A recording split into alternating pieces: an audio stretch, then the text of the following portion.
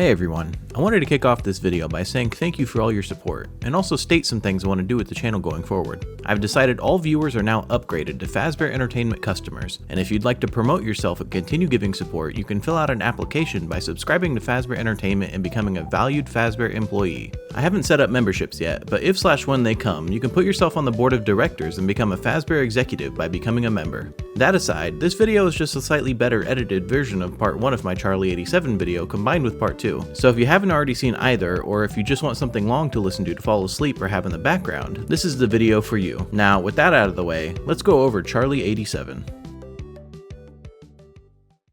Welcome to Freddy Fazbear's Pizza, a magical place for kids and grown-ups alike, where fantasy and fun come to life. Fazbear Entertainment is not responsible for feelings you may experience while listening to this new company update, so please hold any comments and concerns until the end of the mandatory company-wide notice. And as always, remember to smile. You are the face of Freddy Fazbear's Pizza.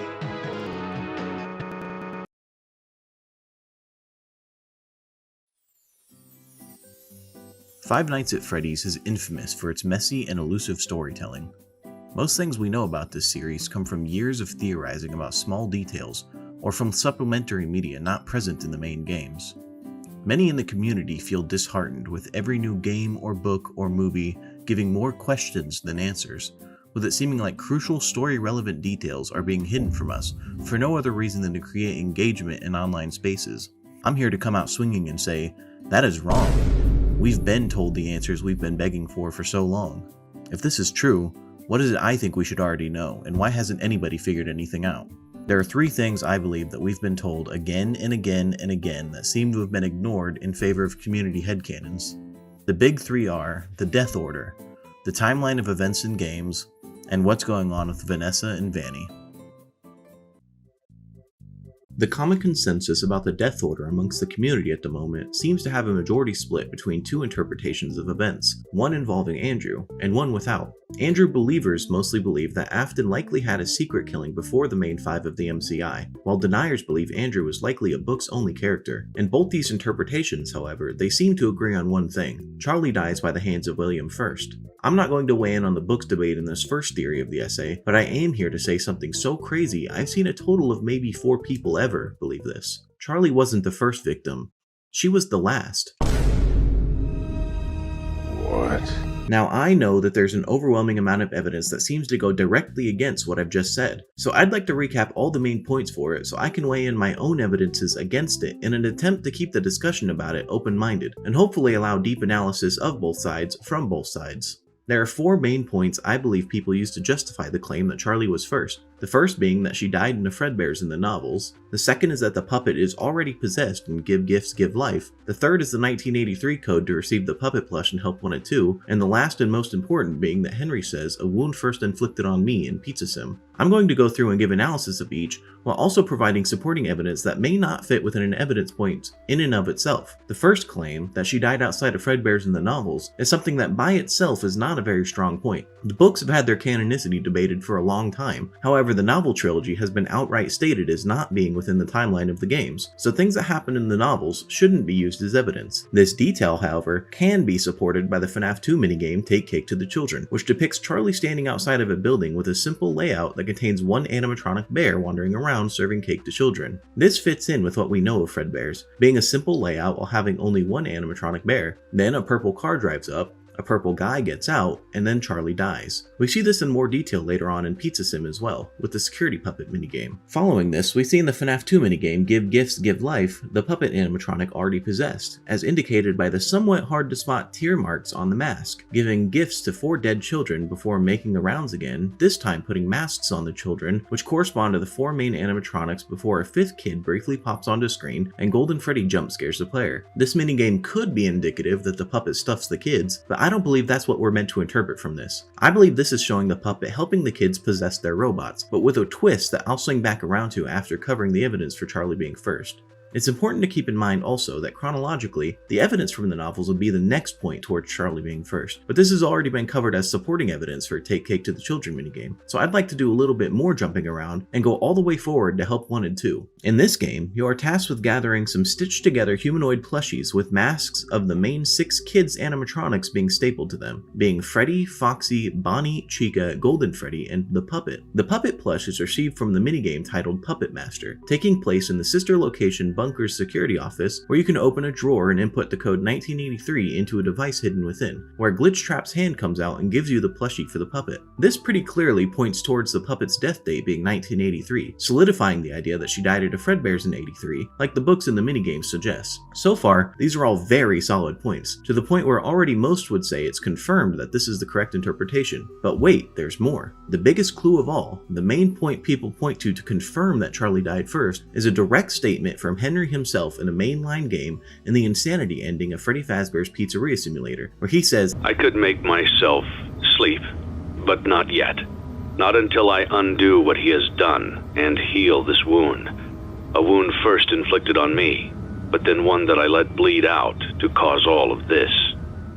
This is the final nail in the coffin. His speech in no uncertain terms states that whatever wound William created, it was first done to Henry and then bled out to cause all of this, being everything related to FNAF in general. The dead kids, the possessions, but it all started with Henry, meaning William killed Charlie first. So with everything I've laid out so far, how could I possibly think that Charlie died last? Well, let's try to reanalyze everything listed so far with an unbiased mindset and see where else the evidence might lead. Taking a look at the first evidence point for Charlie being first, that she died at a Fredbear's, I think that we can confidently say this is just flat out not true. The minigame that depicts Charlie dying, Take Cake to the Children, does indeed depict one animatronic bear in a simple building layout. However, that bear is definitively not Fredbear. The bear has a black hat, which can only mean 2 things. Either it's Freddy Fazbear or it's Golden Freddy. If you want to go the route that Golden Freddy and Fredbear are the same animatronic, they aren't the same animatronic at the same time. That would be impossible. Fredbear is clearly the character while he's in purple at his own restaurant, but after the bite of 83 and the subsequent closing of Fredbear's, they rebranded the character to be a Freddy variant, giving him a black hat and bow tie like classic Freddy, and moved him over to the already existing Freddy Fazbear's Pizzeria. Regardless of if it's regular Freddy in the minigame, which it likely is as the fur is more brown than gold in my opinion, or if it's Golden Freddy, the fact remains that it's in a Freddy's restaurant, not Fredbear's. Why then, if Charlie died at a Freddy's in 83, would the restaurant remain open until the end of the year in 85, post-MCI? The 5 children, which is a lot more than 1, were presumed dead, sure, but ultimately the bodies were never found, which is why the building was able to remain open until the end of the year, whereas Charlie was not hidden and should have for sure closed the restaurant, especially if it happened in the same year as the bite of 83. This is the first point that doesn't seem to quite line up, as many had previously assumed she died at a Fredbear's, which would mean the latest she could have died is 83, but this is clearly not the case, as she died at a Freddy's, meaning the date from this evidence point is contested. As for Charlie dying at Fredbear's in the novels, they're already confirmed to not be in the same continuity, so the point doesn't stand on its own, only as supporting evidence. Moving on to the next point, that Charlie possesses the puppet animatronic before any of the others, this is definitely a strong point. However, the time in which a person possesses something is not inherently tied to when they died, and more so related to the circumstances of their death. The story Alone Together in the final Tales from the Pizzaplex book, B72, lays out not only steps for what a ghost haunting someone looks like, but also tells us that ghosts don't know that they're dead until they find their bodies. The dead boy is me. As soon as his mind wrapped around the realization, something clicked. It was as if a key finally fit perfectly into a lock, and the gears shifted, opening up all his blocked memories. This detail is important because whether or not you believe Tales books are in the same continuity as the games, they undeniably carry over from the same universe, and so rules for ghosts presented in both Fazbear Frights and Tales from the Pizzaplex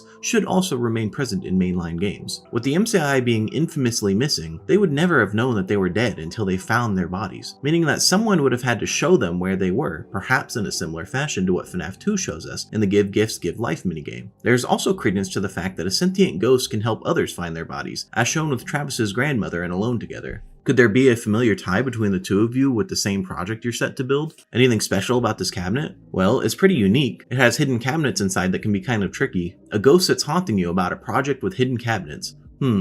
Travis frowned. You don't think the ghost's body is trapped inside the cabinet, but that would mean... Grandma scooted forward in her recliner, her eyes eager with excitement, but there was something else in her eyes, as if she knew something that he didn't. It was hard to tell with Grandma. Yep, if it is a ghost, she told him, your ghost may have died at your school, Trav. He might need your help to find him so he can move on. He could be trapped in that thingamajig, waiting to be discovered. Wouldn't that be something? This segment of dialogue pretty clearly shows that Travis's grandmother is dead and helping Travis to find his own body because she understands that he hasn't realized he's dead yet too. The hints that the grandma drops, such as your ghost may have died at your school, coupled with there is something else in her eye as if she knew something he didn't, indicate that she's helping him, likely in a very similar way to the way Charlie helped the other kids. With this information, the case can be made that Charlie very well could have and almost certainly did possess her animatronic, the puppet, before the others. However, this does not mean that she had to have died first. All that would be needed is for Charlie's body to be easily discoverable and the MCI's bodies to be hidden so that they can't find themselves, which are both true to the game's continuity. With the FNAF 4 kid telling Crying Child that he'd better watch out, I hear they come alive at night, and if you die, they hide your body and never tell anyone. There is credence to the idea that once Charlie's ghost regained sentience, she could have had good idea on where to look for the MCI's bodies if she had seen their ghosts wandering around, as Travis's grandmother suggests by saying, most ghosts linger around the place they died, especially if their remains are undiscovered. They travel around the places that are familiar to them. I think there can also be an argument made that the MCI kids didn't necessarily wander around Freddy's they were killed in, but instead felt compelled to follow the animatronics they were tied to, since even if they didn't understand they were dead and had no control over their animatronics, their deaths still created remnant as their souls were tied to the metal that they died in. While being almost certainly not canon, this line of thinking for the mechanics of possession is supported by Fazbear Fright's story Coming Home, where Susie is at home during the daytime but led away by Chica at night, insinuating that the location Susie goes is not only where she's familiar, but also where Chica is and goes. This would even go so far as explaining why the Crying Child seems simultaneously connected to Golden Freddy, but also the building as a whole, as Charlie saw his ghost falling around Golden Freddy, but only Cassidy's body was inside, so she was never able to help him the same way she did the others, and perhaps Cassidy had a stronger connection to him and was trying to help in place of Charlie because their souls were tied to the same metal, as hinted by the survival logbook. All of this is to say there is nothing preventing Charlie from dying last and still possessing the puppet first, and in fact even fits really well with the rules of possession laid out for the franchise. I also want to bring attention to something I've heard every time I've tried to make an argument for Charlie being last, that being Scott confirmed that Charlie died first after Matt Pat's theory on it all the way back in FNAF 2.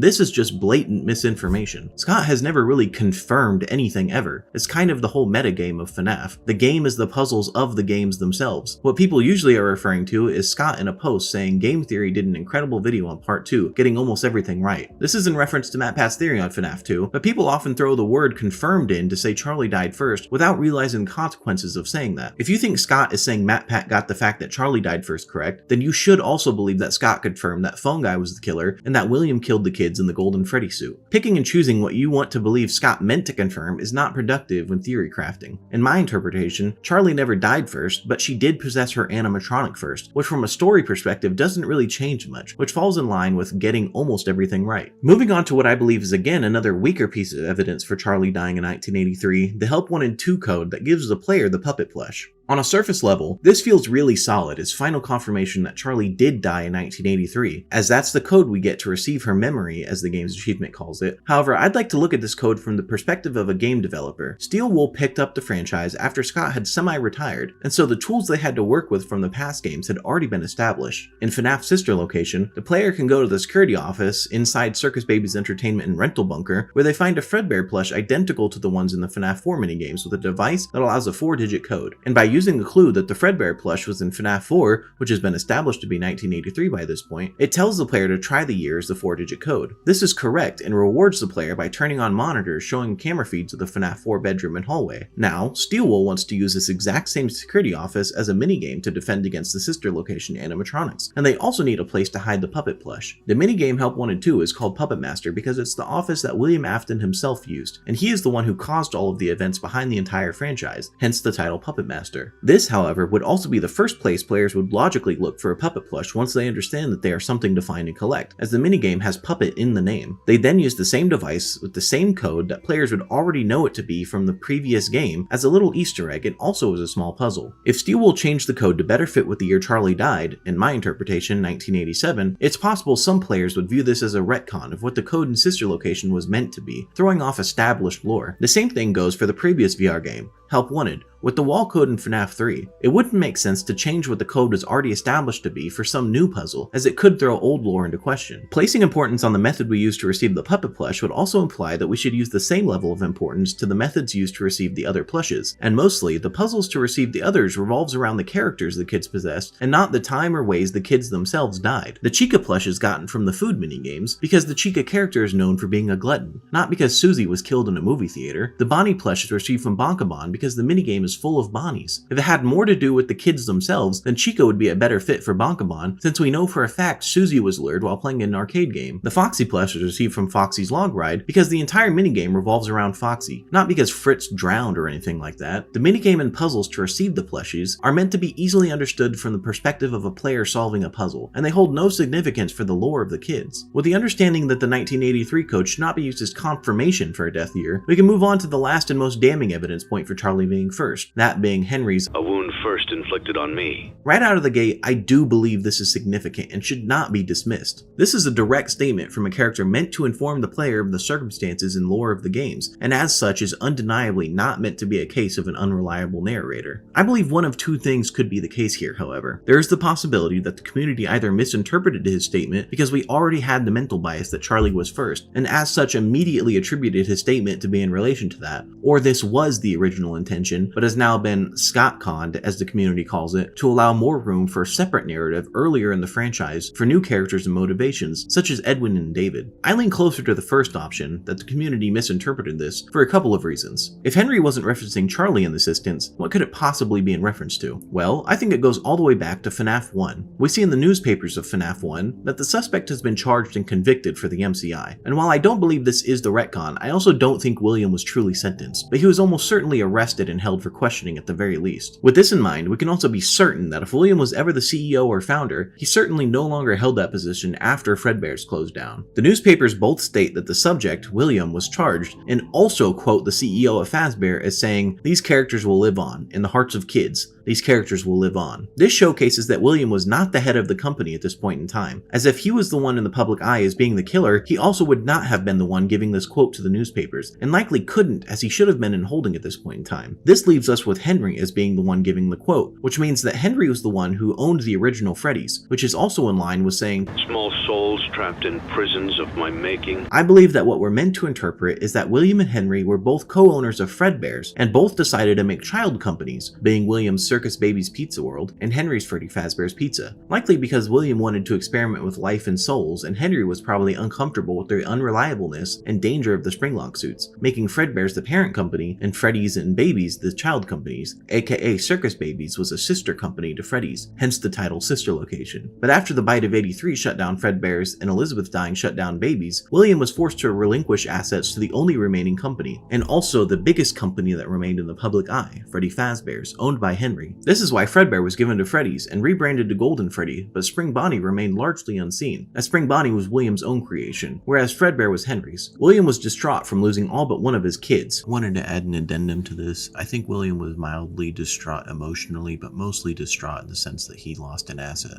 One by his own creation and one by his only surviving kid, and was jealous of Henry staying afloat and thriving while his own life was falling apart. So he wanted Henry to sink with him, doing the MCI and intending to either blame Henry or simply shut down his business, but William was caught by the security cameras and charged, yet the bodies were never found, so he was eventually let go. This is the wound Henry references, a wound directly done to him specifically. I've always taken issue with the interpretation that Henry referencing his daughter's murder was a slight on him. Henry knows ghosts are real. "My daughter, if you can hear me, I knew you would return as well.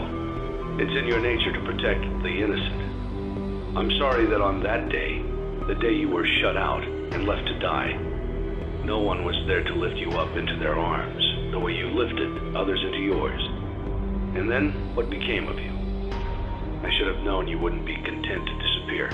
Not my daughter." It feels very selfish and out of character for Henry to say that his daughter dying was a wound inflicted onto him, and not Charlie. He knows that she's at least somewhat aware, and ultimately she was the one who was damned to this fate of eternal suffering inside an animatronic, not him. The wound he's referencing is William's jealousy and obsessiveness festering and growing to the point of William resorting to killing innocent, unrelated children as an attempt to make Henry less successful. The bleeding out to cause all of this, as he says, is William then using the souls as fuel for his experiments, and possibly an attempt to seek eternal life. If you don't buy what I'm selling here, I don't blame you. My interpretation is obviously narrative-based, with the only evidence being business structures, and it feels much simpler to say that the wound first inflicted on him means what we associate with Henry, his daughter. Up to this point, I've also only been claiming that what we've interpreted as evidence for Charlie being first could have possible alternate interpretations, which is more so just trying to debunk a theory rather than build one. Well, don't you worry. I actually built this whole theory on new evidences we've been told. I just wanted to get us to an even playing field by trying to showcase that there are indeed preconceived biases, and that what we think we know might not be as concrete as we assumed. J-Top from Steelwool insisted that people don't really know the lore, and that what people consider to be confirmed really isn't. It's fantastic. It's crazy. It's such an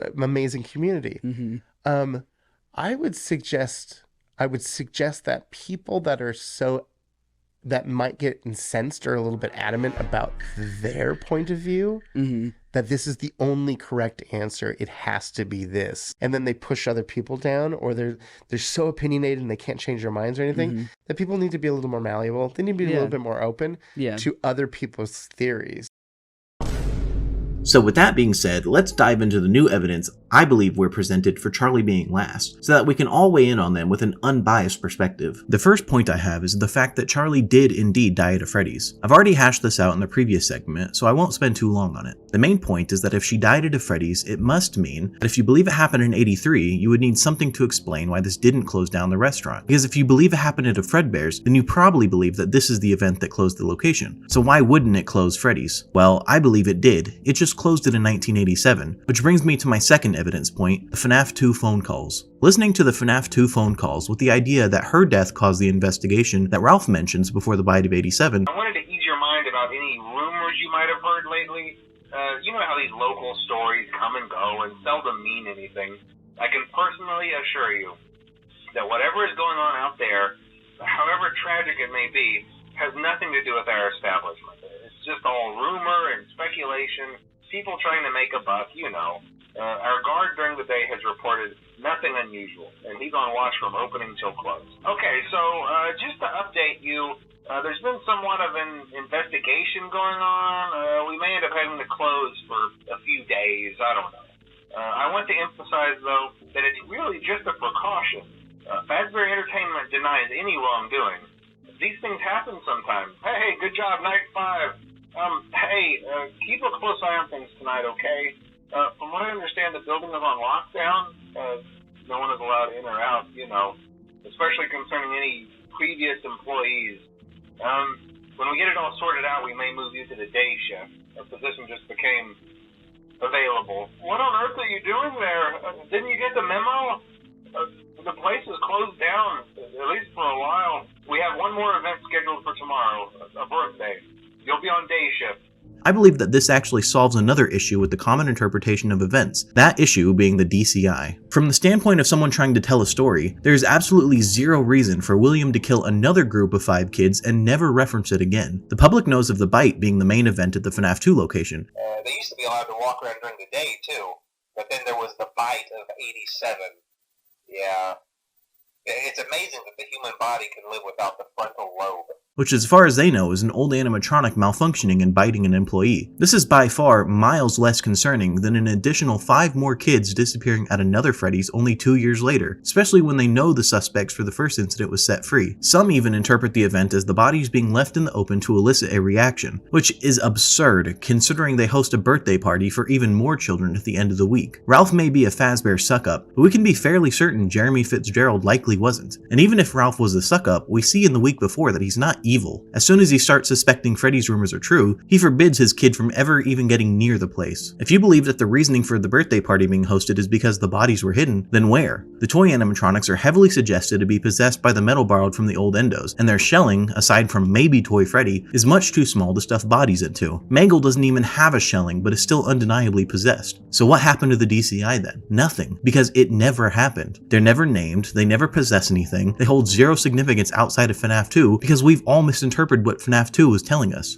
The phone calls mention an investigation, and whatever happened out there is tragic but has nothing to do with Fazbear's, and that the company denies any wrongdoings because what happened was Charlie's body was discovered in the alley outside of FNAF 2, which is tragic, but at best a coincidence that it happened by a Freddy's, as far as evidence is concerned. The previous killings were from an employee who hid the body somewhere. This killing was out in the open during the regular hours of operation and left at the crime scene outside the building. Dual process even suggests that the police might have seen it as an act of vigilantism for the missing kids 2 years ago, which I also believe is a real possibility. The police hold the investigation because Freddy's has a history, but it's just a precaution as there's nothing inherently related between the two outside of the possible coincidence of location. Charlie's death happens right before FNAF 2 at the location, which causes the investigation. Charlie then helps the others possess their suits, and they lash out and bite a day guard, which is who killed Charlie, causing the building to shut down. From a narrative standpoint, this shows the player that this is literally a prequel, with us seeing the first possession in the series, while also showing us the event that caused the possession happening in the literal same location and time as we see in the game. Wouldn't it make sense for the minigames in FNAF 2 to be about FNAF 2, same way the Springlock minigames are supposed to show us the events leading to FNAF 3, or the daytime minigames for FNAF 4 showing us the events related to the crying child, who we are supposed to assume we play as? The puppet is introduced in FNAF 2 because that's when it was created, for the opening of FNAF 2, as a security measure from Henry to protect his daughter specifically. The puppet is always linked with the toys because it itself was made for the same reason. Extra security measures following the event of the MCI to ensure the murderer who was let go was never able to strike again. Okay, so far we have the fact that Charlie died at a Freddy's and that the DCI never happened, instead her body was found. This already, in my opinion, is pretty compelling, but I want to give these the same treatment that I did for the other points and say this is just a possible interpretation and could very well be wrong, especially with the other evidence for Charlie being first supporting the common interpretation instead. Well, let's take a look at something else. Ultimate Custom Night. We hear from Withered Chica,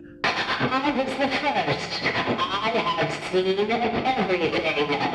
This to me feels very clear that at the very least, Chica was the first killed of the MCI, which most people already believe, but I want to take it a step further and say that Scott was being very literal here. We all take Henry's statement at face value. A wound first inflicted on me. That the wound inflicted on him is referencing Charlie, and yet I have never seen anyone give the same credit to Susie. I was the first. If anything, Henry's statement is to Michael, who are both secondary sources of information. Neither witnessed the events in real time. They only pieced it together the same way that we did, and we've been wrong about plenty. But Susie is talking directly to William in this statement, both of which had first-hand accounts of the events. Susie's statement here is very literal, and I believe just like I made the claim for Henry's statement being a direct info dump from the author to the audience, I believe this is the same thing, but even stronger for not just the fact that William and Susie have had first-hand recollections of the events, but that Ultimate Custom Night is a later entry to the series than FNAF 6. Scott uses new games to clear up misconceptions from old games, and when we all heard Henry's statement of a wound first inflicted onto him and ran with it, Scott cleared it up the very next game by directly stating that Susie was first. It's stated in such clear language that the only way you could misinterpret it is if you dismiss it by believing that your own preconceived notion is more correct. Mike Trap as a theory died for the most part when the Custom Night for Sister Location came out and Michael gave direct statements saying that William was his father,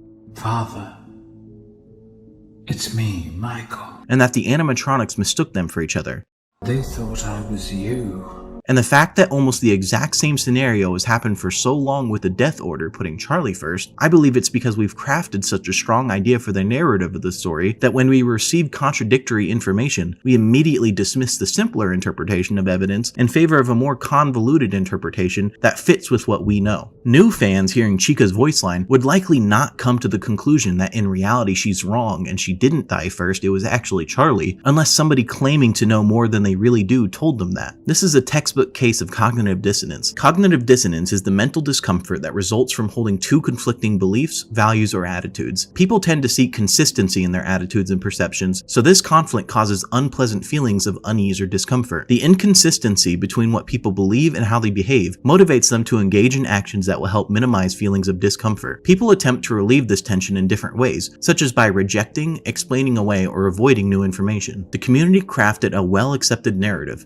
and when new information came out that went against it, it was generally dismissed or explained away. It's why this voice line coming later is so important, as it's new information that was meant to clear up lore and misconceptions. People think Scott is tricky with the lore, but I think he's attempting to be as clear as he can without making direct statements outside of the games, and we've all been ignoring it in favor of our own version of the story that we've created. Speaking of new information from the games, let's jump right into the latest piece of evidence, 5 Laps at Freddy's. Now I know that games like this can be a bit conceited when it comes to discussions of if they hold lore or not. Games like Freddy in Space are obviously spin-off games that don't hold any significance to the lore of the game's continuity, but I think that FLAF exists on a slightly more elevated plane of significance than the joke games. Freddy in Space has always been used for jokes, usually to troll, but FLAF was announced for the 10th anniversary of the games with heavy hitters like Into the Pit and the Scott Cawthon Interview 2.0. It has heavy connections to Midnight Motorist, which up to this point has been probably the single most debated piece of FNAF lore since its release, and I really do believe it's meant to clear things up in a way that feels natural. It might seem strange if we got random Midnight Motorist lore in Help 1 and 2 or Secret of the Mimic, because they don't really have any inherent connections. Using one of these games to clear up misconceptions would feel out of place, and like the authors, Steelwool and Scott, were just shoving it in there without care for how it affects the story they're currently working on, making an entire separate game that fits the theming and can be used for world building and as a possible in-universe game put out by Fazbear as an attempt to clear up Midnight Motorist lore feels like a way more natural and most of all fun way to help clear up the story. With that in mind, FLAF shows us a purple car that has a spring Bonnie antenna, which feels like a very clear statement about who Midnight Motorist is meant to be about. There was a lot of debate, still is honestly, about whether or not Midnight Motorist was about a runaway getting lured by Afton or about Afton and his family himself. Arguments on both sides were pretty solid, in my opinion, up until this game's demo, which is exactly what Scott uses new games for. The car with the antenna also has an unused description in the game file saying talk about a killer ride. This smooth cruiser is the perfect choice for anyone wanting to flee a crime scene or win a race. This points to the idea that in Midnight Motorist, Afton was fleeing a crime scene. It fits well with the fact that the official name for the minigame people refer to as Midnight Motorist is called Later That Night, which is important because the way the rain is animated in the audio file used is identical to another minigame coming from the same game, meaning we are very likely meant to draw a connection between the two.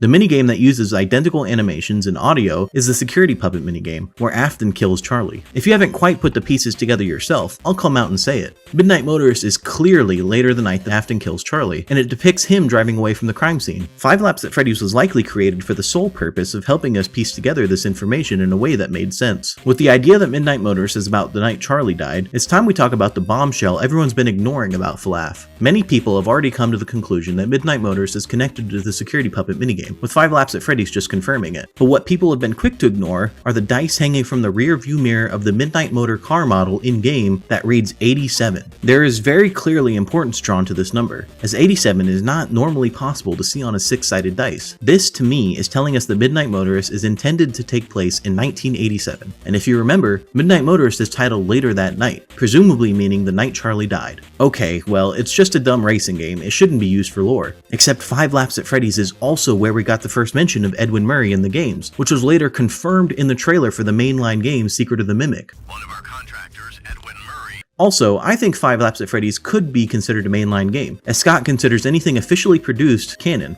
It just might not be in the same continuity. Now, I'm not saying Springtrap raced Freddy on Fazbear Hills, but I am saying I do think this game was intended to help clear up lore on Midnight Motorist. Now, if you still can't accept all of this, I've got one more bombshell in store for you, and I'm absolutely certain most of you at least considered it before dismissing it in favor of your own idea of the story. I'm talking, of course, about the Help 1 and 2 Grave Order. I'll jump right in before you dismiss it again, and like Joseph Joestar, your next words will be, the Grave Order is clearly the Spirit Release Order. I know, but let's go over why you think that. If you're an avid watcher of Rye Toast, you might say the same thing they do, that the plushies are clearly puppets, and the act of placing them next to graves and lighting a fire is meant to help them move on, with the order of the graves being the order they moved on. Now, I'm no expert in Wiccan practices, and I mean no disrespect if I've gotten something wrong, I'm simply parroting something I don't know about, but I can be pretty damn certain that Scott and Steelwool Studios didn't know about this either. I don't think they were researching Wiccan practices and what they represent when crafting this puzzle in-game. Now, you might also say that this is clearly the Spirit Release Order because the puppet mask falls last in Happiest Day, and the puppet is also last on the Grave Order, confirming that's what it's showing. But tell me, why do we need to know this? The puzzle is the final thing we see before one of the primary endings of a mainline game, but I can't for the life of me find any significance in knowing that Jeremy's spirit was released fourth. The only part of this puzzle that lines up is the puppet being last, but according to the minigame, all the rest are released at the same time. They all touch the ground together. If you want to say that they're being released one by one from the same event, being Happiest Day, why is that important in information.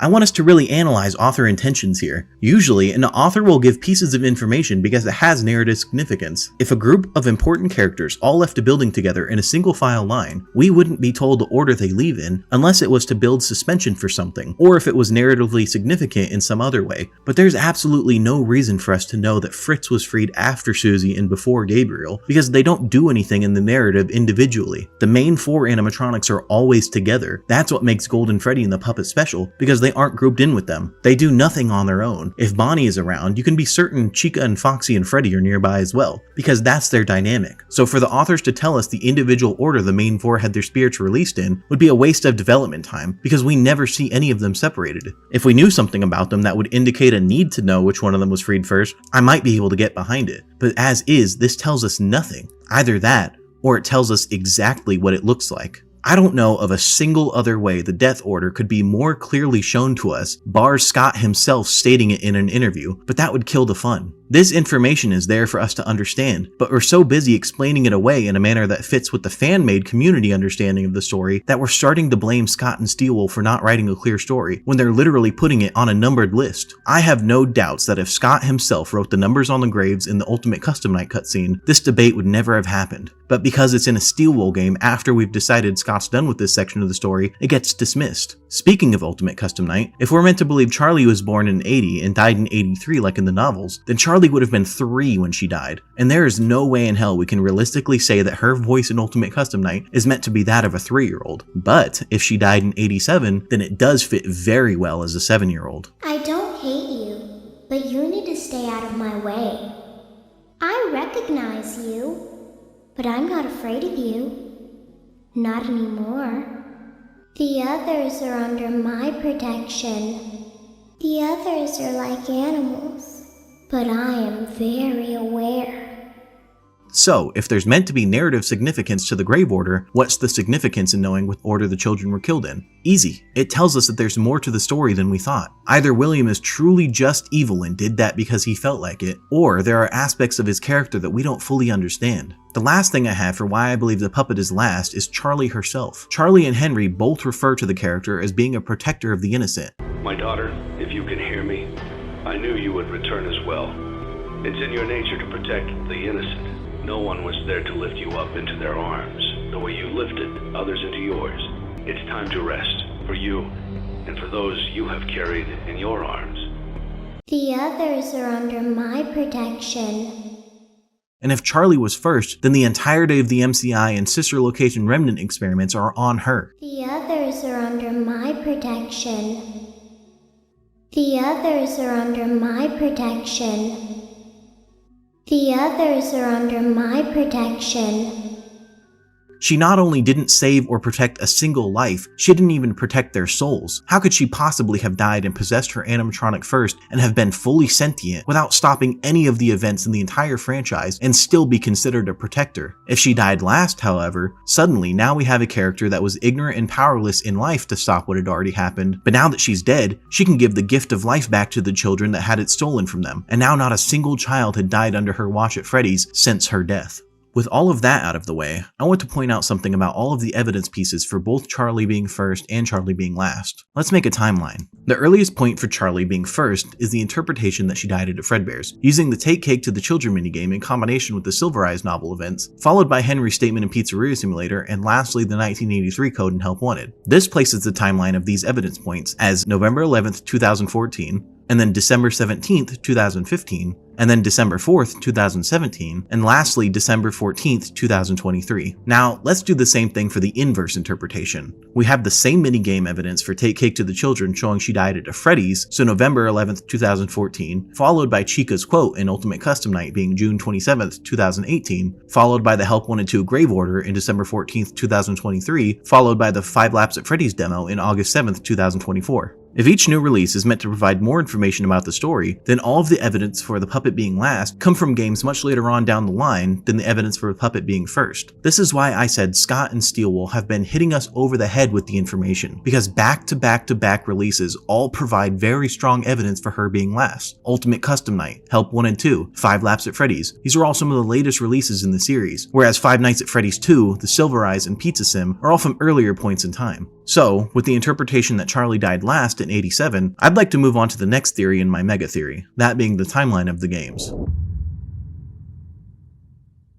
Starting off, the earliest thing we know of, Fall Fest 1970. There's not a whole lot to go off of here, but it is notable that every Fall Fest we've seen has been Fazbear related, and that the existence of one as early as 1970 is interesting. The only thing I might be able to say about this is that it is possible that William and Henry were working all the way back then, although if it were, say, an inherited company from William, it might add more fuel to William's fire that Henry's child company was the only one left standing. The next up is possibly Secret of the Mimic, as the next trailer showcasing 1979 might suggest the games take place then. I have some thoughts about the canonicity of the Tales books in regards to this, but I'll get into it after I've hashed out the rest of the timeline. As for Secret of the Mimic, we still don't know much except that Edwin was a contractor for Fazbear who owned Murray's costume banner and created the Mimic, and according to Fazbear, he made the Mimic specifically for them.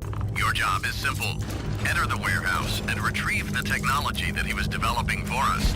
Next up, there's Fredbear's Family Diner and Freddy Fazbear's Pizza in 1983. We see from the FNAF 4 minigame that both Fredbear's and Freddy's were simultaneously open for a short while, as the minigames take place in 1983 as seen by the TV in the Afton household, and not only are the bullies that kill the crying child wearing masks of the Freddy characters, but there are also toys of the toy animatronics throughout the minigames, although it is very likely the animatronics were based off the merchandise and not vice versa. But regardless, the Freddy's characters exist, and have existed for at least a little while. Now, while I strongly believe in Charlie being last, I feel less strongly about the other contestants for whoever was first. Although based on the narrative I laid out explaining why William was so jealous of Henry, I would say that what happens from this point on is the crying child dies at the hands of Michael and the bullies, causing Fredbear's to shut down, leaving William with Afton Robotics and Henry with Fazbear Entertainment. I'm not certain on whether Elizabeth dies before or after Fredbear's shuts down, as her death only closes Circus Baby's Pizza World. However, we know that Circus Baby's Entertainment and Rentals opens after Freddy's closes, so I'm inclined to believe from a narrative standpoint that the crying child would be first, and Afton begins creating Circus Baby in response to his death as a means to experiment with putting him back together.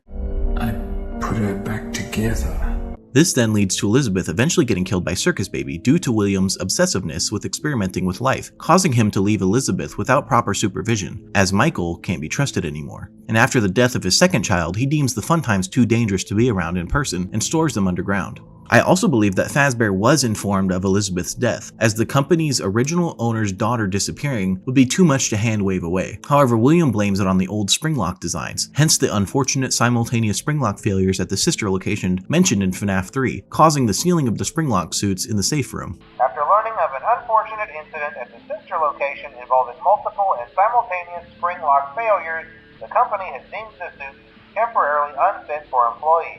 Desperate after losing his only good children in his eyes, and jealous of Henry's business profiting off of the closing of the company they made together, William decides to kill two birds with one stone and get even with Henry by shutting down his business and getting some fresh souls to work with. This brings us to Freddy Fazbear's Pizza in its prime in 1985. I think with the constant usage of security guards driving the story of FNAF, William likely uses an alias to get a job working as a security guard at Freddy's, while Henry is busy raising Charlie and running the business behind the scenes. Using his freedom as a security guard, William locates the sealed backrooms and retrieves the Spring Bonnie suit and puts it on for one last hurrah. I believe this is why we see Pit Trap exit from the security office and into the pit, alongside the continued importance of security guards throughout the series. While I don't believe that Into the Pit is part of the game's continuity in the sense that it wasn't a literal agony monster that did the MCI, I do believe it's possible that the panic we see in the game is how the event might have actually went down. William luring the kids into the back room would have to either mean he stuffed each kid one by one after also luring an animatronic into the back, or he lured the kids one by one, and once they were discovered, creating the panic he wanted as his goal would be to shut Henry down, he quickly stuffed the kids before the police were able to arrive and catch him. This would possibly explain why the police never searched the animatronics, as they were reported as being dead in the back room, so when the police arrived and couldn't find them where they were reported to be, they searched around in places they thought the killer might have moved them, and not the animatronics, which were on stage for the entire building to see the whole time. William, being the security guard, also might have tried to tip the police off on the fact that the killer wore one of the spring locks, insinuating that only Henry should have known about them. The newspapers mentioning the killer caught on camera might have been intended intentional if William was the guard. He could have tampered with the footage to show only what he wanted, hiding himself getting in the suit but showing the suit luring the kids regardless, to really try and incriminate Henry. William might have even thought that the police would be less likely to suspect him if he was playing as a security guard offering up evidence of the killer through security footage. Regardless, William does eventually get arrested and questioned. However, with the lack of bodies and evidence, the police are forced to let William go, leaving the authorities with eyewitness reports of the children being dead and yet no evidence. Hence the newspapers claiming that the children are presumed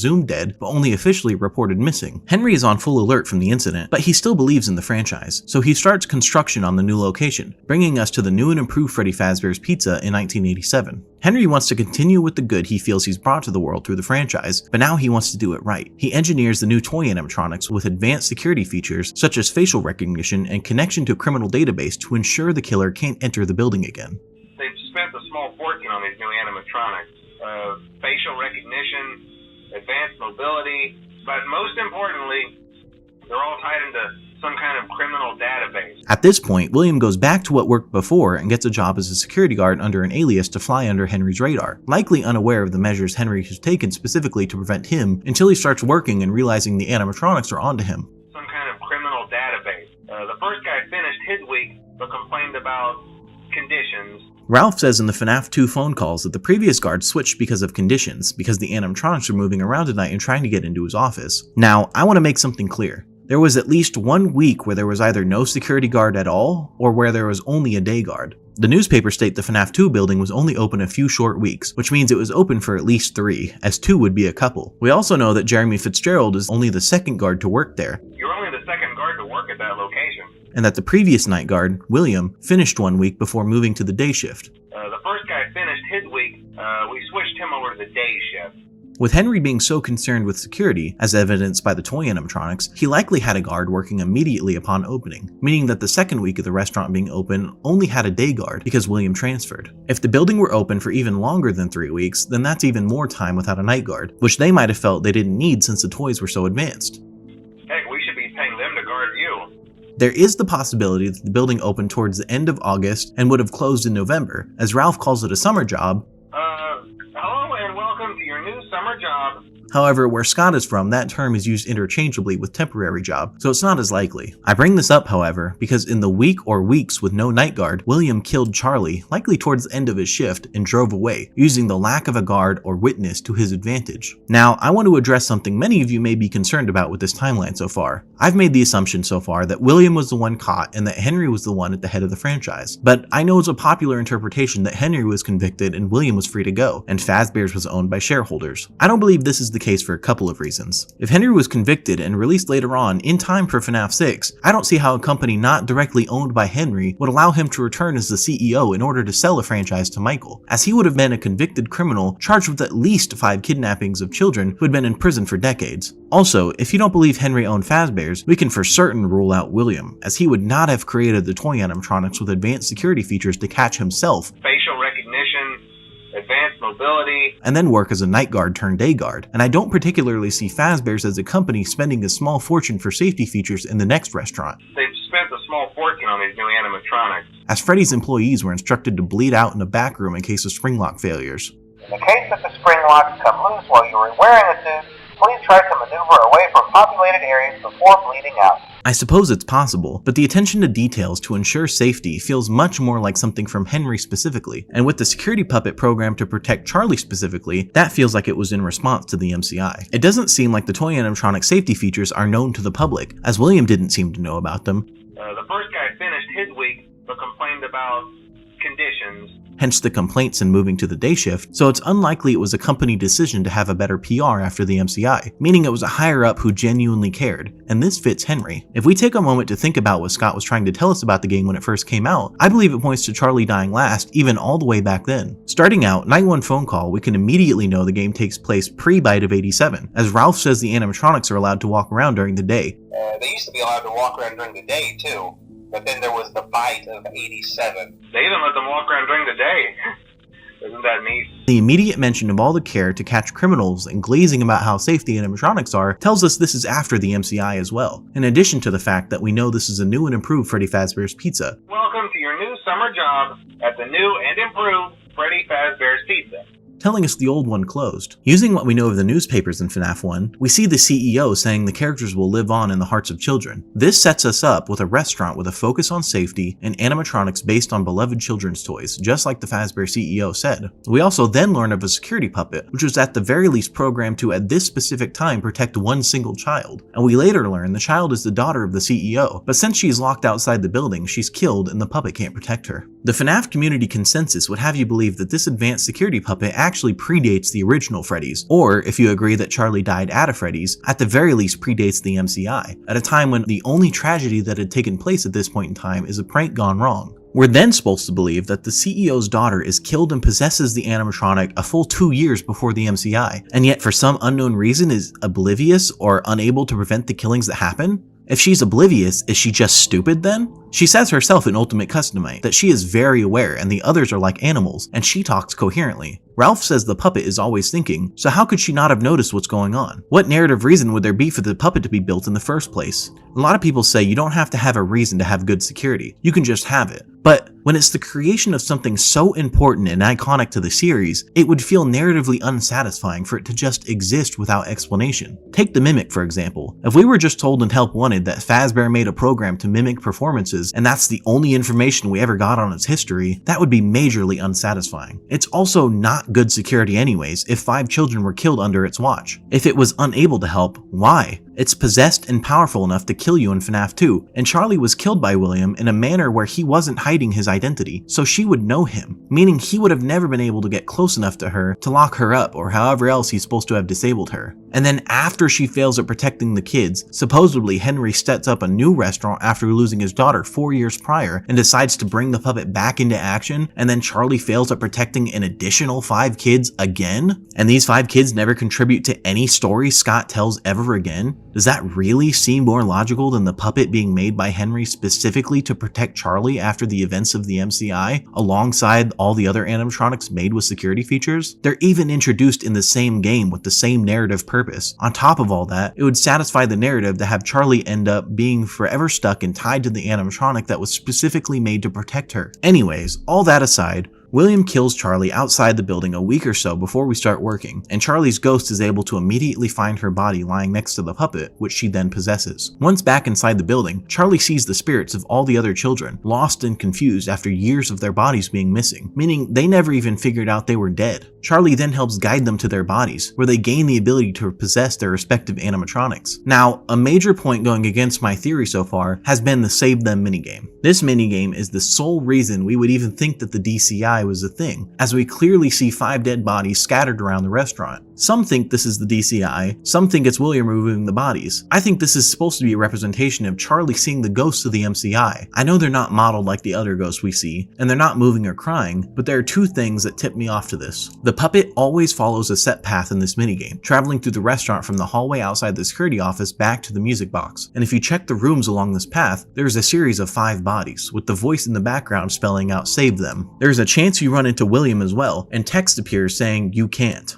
If this were more killings and the animatronics were already possessed, there is literally zero reason that Charlie wouldn't be able to stop William. However, if this is Charlie seeing a memory of the events the children went through, a la Into the Pit, then this makes much more sense. The MCI didn't literally happen in this building, I know, but neither did Into the Pit. And if you think it did, then you have to admit it didn't happen in the game's timeline, as the building is completely different from the FNAF 1 restaurant. This may seem a little hand-wavy of the minigame, but the minigames aren't literal and never have been. There are inconsistencies all over the place. Circus Baby didn't grab Elizabeth outside after serving kids standing on floating pieces of land cupcakes. If I had to guess what Scott's intentions were with these minigames, I would say they're a classic example of one of his most common methods of storytelling, where he throws out a bunch of half ideas and decides what he wants to build on later. I think this is why we see so many strange things in these minigames. They're interpretive threads to a story that was fleshed out later on. An example of what I'm talking about, if Scott wanted to later decide that the FNAF 2 building was where the MCI happened, then we have phone calls expressing concern about rumors and later mentions of a yellow suit in the back being moved and none of them acting right. And the old location mentioned wasn't the original Freddy's, but instead Fredbear's,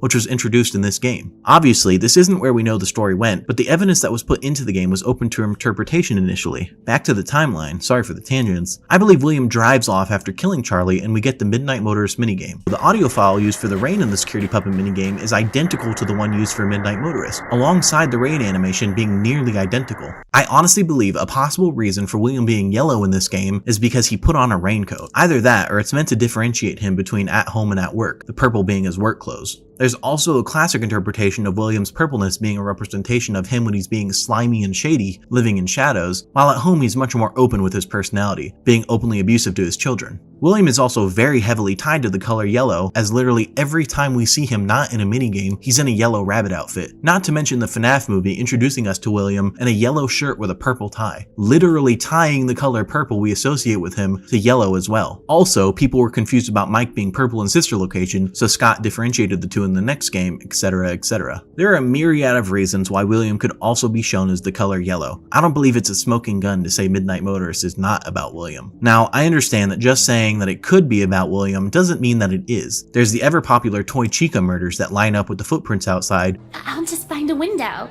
Showing it's about an MCI kid with the popular theory being Gabriel based on Help Wanted. I don't think this is the case, however, because people often only cut off Toy Chica's kidnapping where it fits the theory best, and I also have a hard time believing that Toy Chica's murders are meant to really represent the MCI. The quote people often use to say William kidnapped Gabriel is, I told him to come over later. That should be enough. And if he doesn't show up, I'll just go to his house. And if he doesn't open the door, I'll just find a window. This does fit really well with what we see in Midnight Motorist on a surface level, as we see the main character try to open the child's door and then resort to a window when he doesn't open it. The problem though is that the character we play as is the child's father, and if William kidnapped this kid, I doubt he tried to go in through the front door dressed up as a costume, as we see the person on the couch is not on edge like someone tried to get in. So the only part that seems to fit is the window, which is still alright. It's not unfeasible to think that William would go for the window first, but it is then already different from what Toy Chica says, and it only gets more different, because what I showed of the quote is actually only half of the full quote. Here's the whole context. I told him to come over later. That should be enough. And if he doesn't show up, I'll just go to his house. And if he doesn't open the door, I'll just find a window. Chimney's always an option. Or I could set the house on fire and wait for him to run out.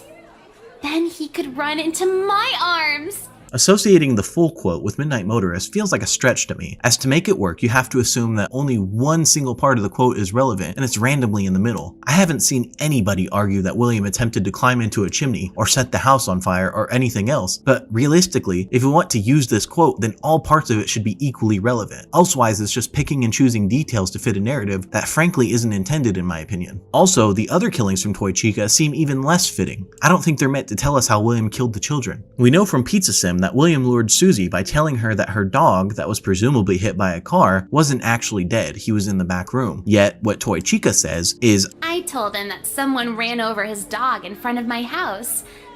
But once he's there, I'll entice him with warm cookies, lure him inside, invite him inside, and then I'll have him. And once I have him, he'll be mine forever.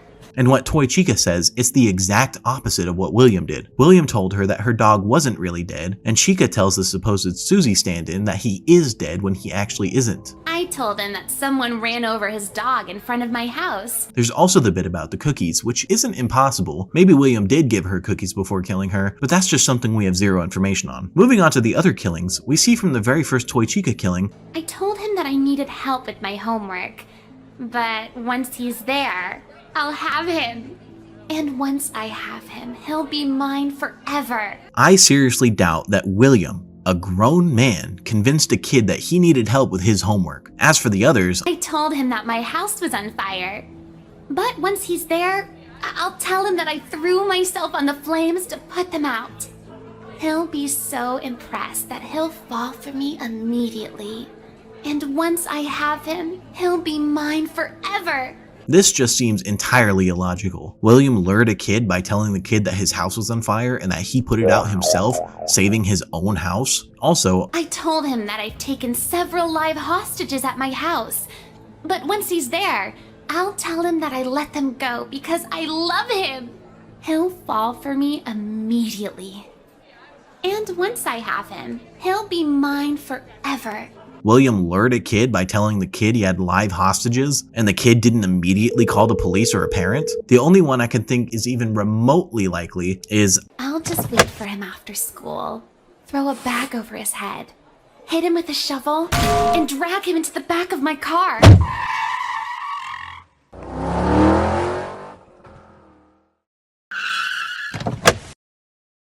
Then, when he wakes up, I'll tell him that someone was trying to kidnap and kill him. I don't know, Balloon Boy maybe. And then I'll tell him that I rescued him. He'll fall for me immediately. but even this has the implication that William would 1. Know where the kid went to school, and 2. Try to convince them that somebody else tried to kidnap them. None of these feel like what William did to kill the kids outside of what we know of Susie, but that's the exact opposite of what Toy Chica said. We also know that 2 of the kids were caught on camera as being lured at the Freddy's they were killed at during the late open hours of operation. Many of what Toy Chica says requires outside locations, which would be when Toy Chica references her house. All in all, I don't believe we're meant to connect the Midnight Motorist game to the Toy Chica cutscenes, as only half of one kind of works. That being said, just because the minigame doesn't line up with the cutscene, that doesn't mean it wouldn't still make sense for it to be William luring a kid. We explicitly see footprints of either a costume or an animatronic outside the window, with kid footsteps walking towards the animal prints and away from the window. This is William's whole MO. Why wouldn't it be about William? Well, there are a couple of reasons I think we're meant to believe it's not about William luring a kid even before 5 Laps at Freddy's came out. One is the rain, as William famously had worn the Spring Bonnie suit for the MCI, and if this is an MCI kid, presumably the footprints would be from Spring Bonnie, but the spring locks would fail in the rain. Now, I understand that there's a possibility of a real version of the Glitch Trap felt suit, but this would be introduced in digital form only and much later on. We still don't even know if that suit existed in the real world. There's also the explanation that the rain only started recently, and that William lured the kids before it started raining. This is possible and would explain it, but my problem with this is that in this scenario, we're meant to believe William snuck the Spring Bonnie suit out of Freddy's and went all the way to this kid's house just to lure him? We see the glass from the window is broken anyways. Why wouldn't William just break in like a normal criminal and kidnap him? Also, William presumably knew this kid specifically enough to know where he lived and walked all the way through the woods to find his house and lure him back to Freddy's? It is possible, sure. If William befriended the kid at Freddy's enough to know where he lived, it would also explain why the kid would be desperate enough to break a window to escape his abusive dad and go with who he thought was a real friend back to a fun place like Freddy's. But this all presumes William took the Bonnie suit to this kid's house, and I can't really see William either wearing it through the woods or changing into it closer to his house to lure him. If he walked to the kid's house, he would have had to have either traversed the woods in a deadly costume that can kill him if he breathes in it wrong. Try not to nudge or press against any of the spring locks inside the suit. Do not touch the spring locks at any time. Do not breathe on the spring locks, as moisture may loosen them and cause them to break loose. Or he carried it all the way there and then would have had to walk all the way back in it anyways, not to freak the kid out. The kid might follow Bonnie, sure, but I doubt he would follow William if he lured him outside in the suit and then spent several minutes taking the suit off immediately to walk him back. It may take a few moments to position your head and torso between these parts in a manner where you can move and speak. If he drove there, we're expected to believe the kid got into a car with either William himself as a regular dude,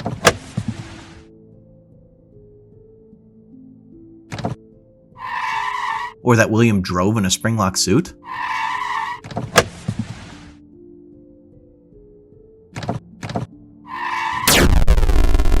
We see this in Into the Pit, sure, but that's also a real creature made from agony, not a dude in a very dangerous and delicate animatronic suit. Okay, so maybe William did what he said in the Toy Chica cutscene, put a bag on his head, hit him with the shovel, and then kidnapped him. That then would be picking and choosing between the one about him finding a window and him waiting after school to kidnap a kid. My other reason I don't think it's about William is we clearly see the kid's footprints walking away, and the animatronic footprints just appear and disappear. There's no walking, turning, nothing. Just 2 footprints standing there and nothing else, implying that whatever was there was more supernatural in nature. We can be fairly certain it wasn't just Scott being lazy, as he clearly took the time to draw the kid's footprints. Okay, so if I don't think it was Afton luring a kid, what do I think? Well, we know a couple of things that could tie the driver to William. We know William drives a purple car, as we see in the security puppet minigame, and the car of the protagonist in the minigame is also purple. Great, but that's not a whole lot to go on. One similarity? That would also feel like reaching just as much as any other interpretation. So what else is there? Well, we know that the purple car that killed Charlie drove off fast enough to leave tire marks in the rain, and in Midnight Motorist, the car we're playing as is clearly speeding and driving erratically. That's great and all, but we also shouldn't tie in minigame play to lore, as I said before, like Circus Baby not killing Elizabeth outside. So, what else can we look at? Well, the lore part of the minigame of Midnight Motorist is titled Later That Night, and it's raining the same way it is in the Security Puppet minigame. This could just be a coincidence, and Later That Night might just refer to the night of the actual arcade game Midnight Motorist. I don't think it's a coincidence for several reasons though. The rain animation used is nearly identical. I understand that in reality they're not, they're just similar, and also there's not many ways to animate rain, and even if they were, both minigames come from Pizza Sim, meaning it could just be a reused asset. Same thing with the audio for the rain, reused asset, both from the same game it originates from.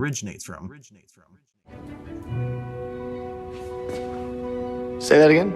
Both minigames originate from Pizza Sim, and the animation and audio are nearly identical? Would this not imply that them being the same overall game is meant to tell different parts of the same overall story present in the game? With all of the possible connections, I think that the two minigames have too many to be coincidences. And get this, I'm not even finished. The community had been making theories on Midnight Motors for years, and correct me if I'm wrong, but I feel as though the months leading up to the 10th anniversary had a particular spike in Midnight Motors theories. When the 10th anniversary came, we were treated to teasers of a new game titled 5 Laps at Freddy's, a FNAF kart racer. This immediately put people's minds onto Midnight Motorist, thinking we might finally get answers, and lo and behold, we were receiving a map called Midnight Motorist and a kart titled Midnight Motor. We also then quickly found out the game was a buggy mess and it felt entirely too unfinished and unpolished to have received a beta when we did. I believe this is because Scott and the team knew from what we were posting on YouTube around the time that people wanted answers to Midnight Motorist, and so we got a team working on a whole entire new game to help us solve Midnight Motorist, and announcing it for the 10th anniversary of FNAF was a perfect time to reveal it. Making a game, however, takes a lot of time and work, so it wasn't really completed at a level people were happy with when it was announced, hence the buggy and unfinished nature of the beta. So, with Scott making a whole game mostly dedicated to solving Midnight Motorist lore, what did it tell us? Well, it told us a couple of things. The Spring Bonnie antenna on the Midnight Motor car is a clear indication that William was the driver. Okay, that's great, but just knowing it's about Afton doesn't tell us what's going on, so what else is there? The description for the car in the game files reads, "Talk about a killer ride. This smooth cruiser is the perfect choice for anyone wanting to flee a crime scene or win a race." Now, I'll be honest, I have no idea how to look into a game's code for lore, and as such, the only place I could find to fit the description for this car is the FNAF wiki, and using hidden game files isn't a great place to look for lore anyways, but I do believe that this description fits with what we know of Midnight Motorist already, but take the analysis of it with a grain of salt anyways if you want. I believe that the description is telling us something we had already theorized about. The Midnight Motorist is William fleeing a crime scene, which would also be the killing of Charlie based on all the other connections I laid out previously. Many people also have a hard time accepting that 5 Laps at Freddy's is meant to tell us anything, because it's a spin-off racing game, but I want to point out that there was huge backlash about putting potentially fake lore into the game right after the demo was released, and instead of patching the clues people were concerned with out, they patched in a billboard that was our first hint that Edwin was a real character in the games, and then just a couple months later, the trailer for Secret of the Mimic came out, confirming that Edwin was real in the games.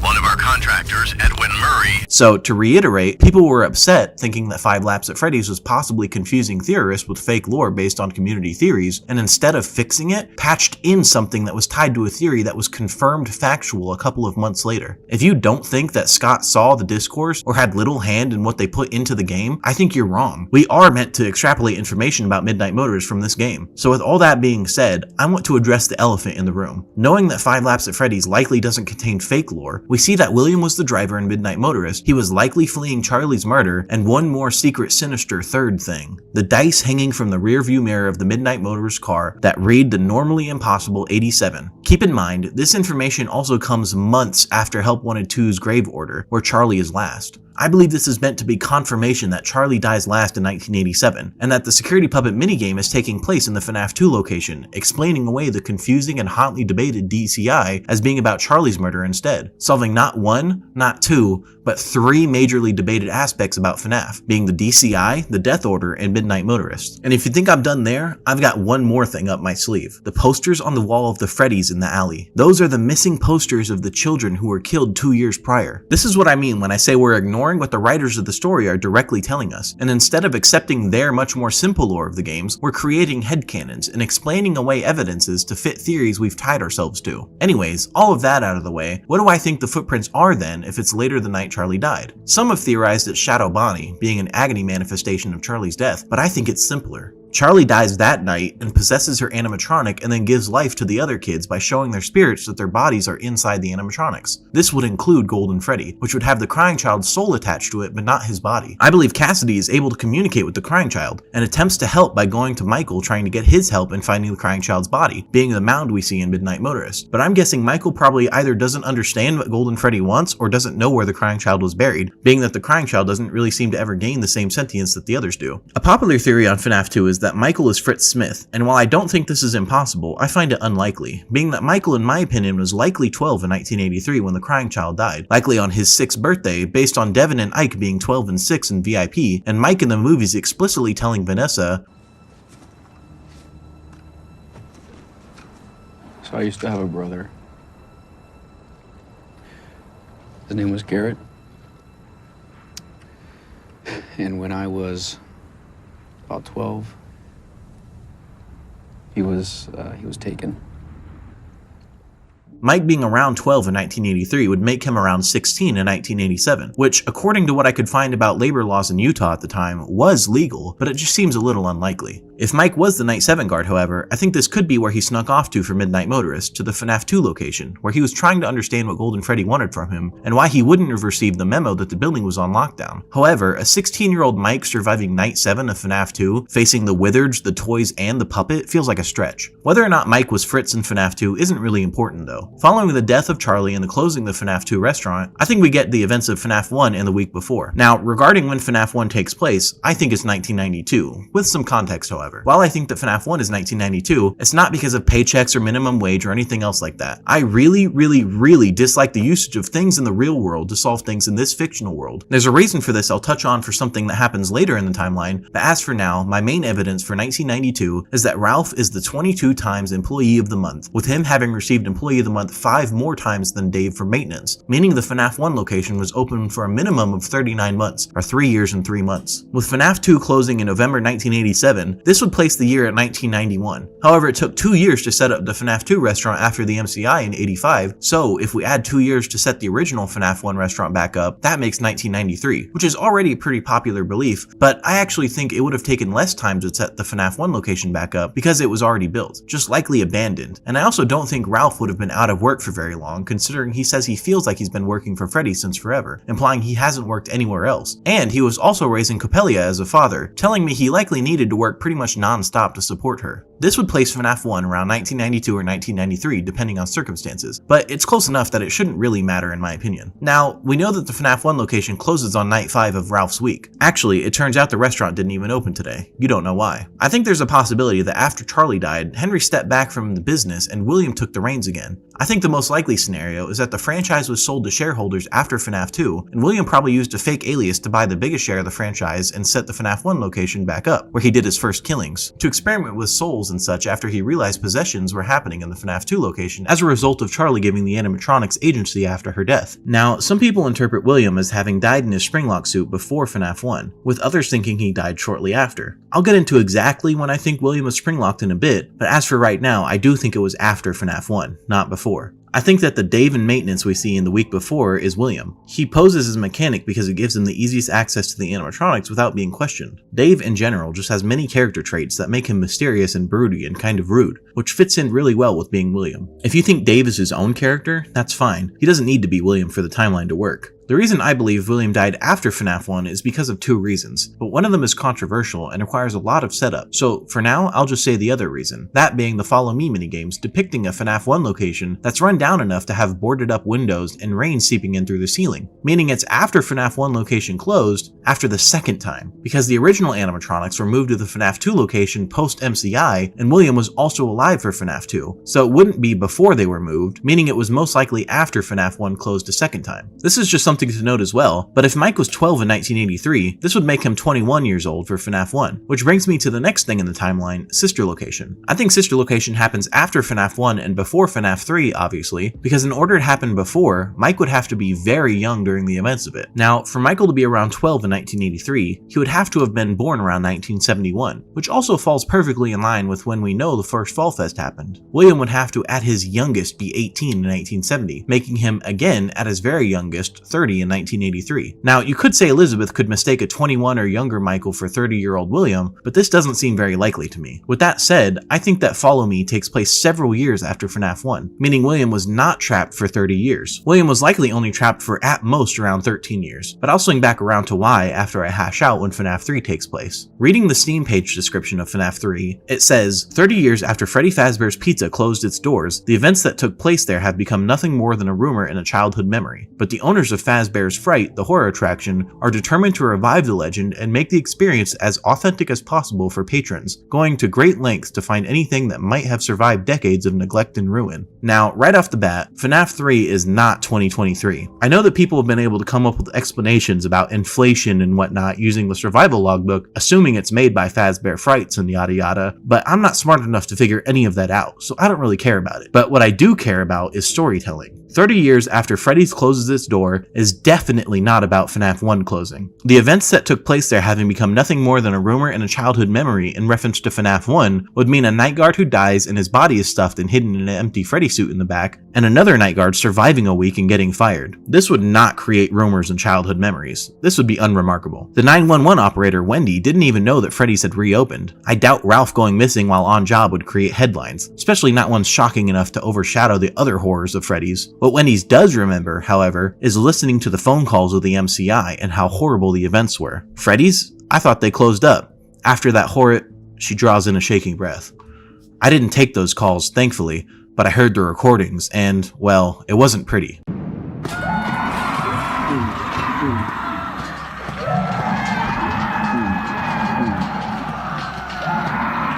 So, if the rumors and childhood memories referenced in the Steam post are about the MCI happening in 1985, then we can be pretty damn sure the closing of the doors is in reference to this event as well, as they're written about in the same sentence, literally one right after the other. This would place FNAF 3 in 2015, 30 years after the MCI, and also the same exact year that FNAF 3 came out. The Silver Eyes was being written around the same time as FNAF 3, both released in 2015, with FNAF 3 coming out in March and the novel coming out in December. And this book is also when we learn of the date 1985 for the MCI. I would not be surprised in the least if Scott decided to make 1985 the date because he just counted 30 years back from when FNAF 3 came out, which was likely meant to take place the same time the game released, and the 85 date fit right before 87 from FNAF 2, with the 83 date from Fredbear's first coming from the book, giving a nice gap of 2 years between each date. With the knowledge that FNAF 3 is 2015, we can then move on to Pizzeria Simulator, which will be the last game I get into for the timeline before needing to explain my Vanessa theory to move on with the rest of the timeline. This Vanessa theory is what I keep referencing I'll swing back around to, as I feel it's very controversial, and I'd like to try to keep you watching to hear me out before clicking off the video. So for Pizzeria Simulator, I don't think it's meant to be 2023. HRY223 could be in reference to the year, sure,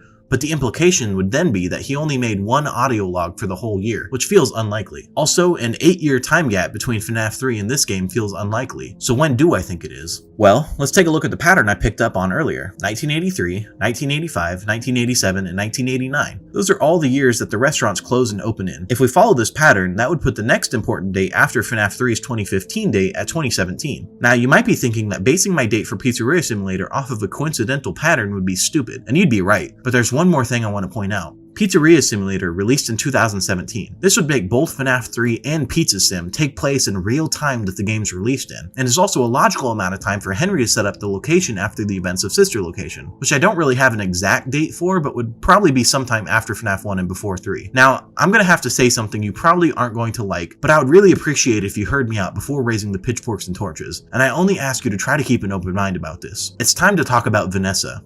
Vanessa Afton.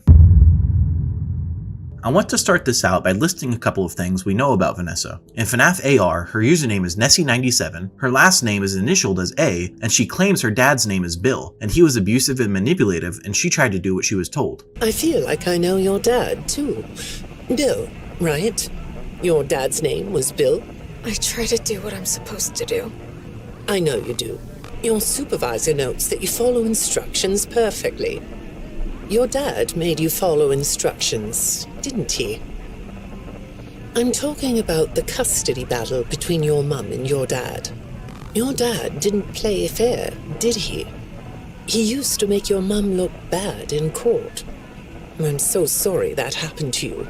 Do you want to talk about how that felt? I suppose I don't need you to tell me it felt bad to have a parent scare you into saying things that weren't true. He manipulated you. It wasn't your fault. It's really sad. But it's common for one parent to use their child to hurt the other parent.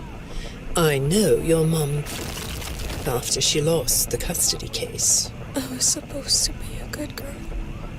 What happened to her had nothing to do with you, even though it was your testimony that did it.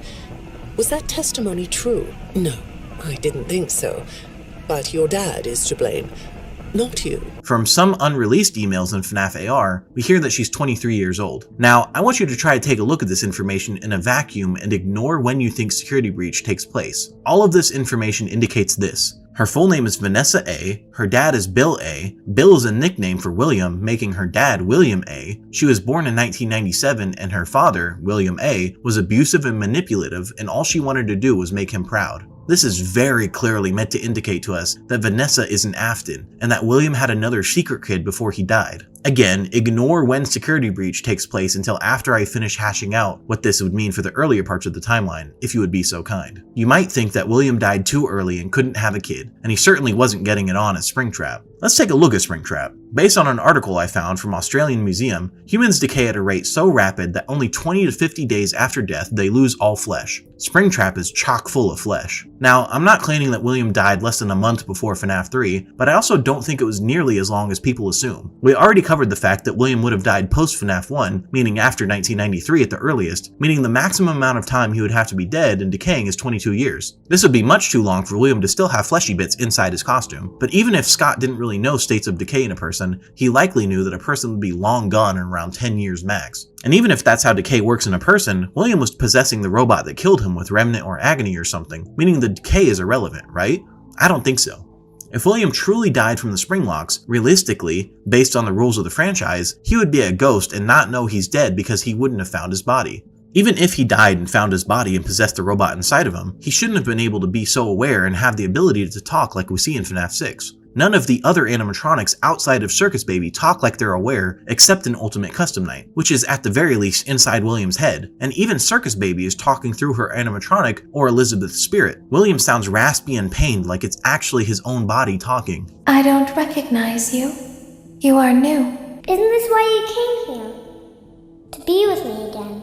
I always come back. I'd like to suggest that William was only spring-locked for a few years at most, and was possibly kept from dying in the suit by remnant or agony or whatever else from the vengeful spirit. The reason I say all of this is because I think Vanessa really was William's kid, and she doesn't have an accent because William was in hiding, and a British accent sticks out pretty bad in Utah. I think she was born in 1997 and really did go through the court hearings we hear about in Security Breach, meaning in order to remember that, she would have to have been at least 5, making it likely that William was only spring-locked either around 2002 or later. I also would like to present the possibility that William himself was the one who informed Phone Dude about the sealed wall. Some guy who helped design one of the buildings says it was like an extra room that got boarded up. And follow me as William disassembling the animatronics to put into Fazbear Frights, but the spirits he probably thought were inside the fun times were freed, just like Michael says, and he gets spring-locked.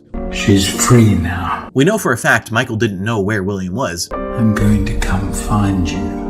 He says as much in Sister Location, and many assumed it was because he was spring-locked, but I think it's a much better narrative if Michael's actions in Sister Location were a direct prequel to FNAF 3, and Michael turning purple and freeing the spirits of the kids from the fun times is what gets his father killed by the very spirits he freed. Now, to be clear, I don't think he set them free like in Happiest Day. I think he just unbound the spirits from the metal somehow, possibly by having their remnant injected into a living thing or something of that nature. With that being said, that gives time for William to disappear for years before Sister Location and start a new family to get a new servant, because ever since FNAF 2, Michael has been meddling in William's affairs trying to help his brother. Fine! What's 17 more years?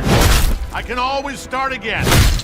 Make another kid. Now, to make people really mad, every single game since Pizza Sim, except Help Wanted 2, it kinda covers a gap of time, takes place in real time, at the date the game's release. After Pizza Sim, Fazbear's goes for a rebrand, and William's daughter Vanessa is looking for her dad, so she goes to Freddy's to try and figure out where her missing dad is. Help Wanted comes out, and Vanessa gets infected by Glitchtrap in 2019. This leads to FNAF AR, where the emails put her at 23 years old and her birthday is in September 1997, making the events of FNAF AR start in November 2019 when the game releases, which is right after after Vanessa gets mind-controlled. Then we get Security Breach in December 2021. 2 years, there's that coincidental time gap again, after Vanessa first gets mind-controlled and the Pizzaplex is built. Now, I know that many people put Security Breach in 2035 because that's when the calendar dates line up, but I'd like to point out that the dates also line up with 2018 as well, which is likely when Steelwool was developing the story and assets for the game. I think that with all the trouble Steelwool had with understanding the story Scott was hinting at, I had a very specific story in mind, and it is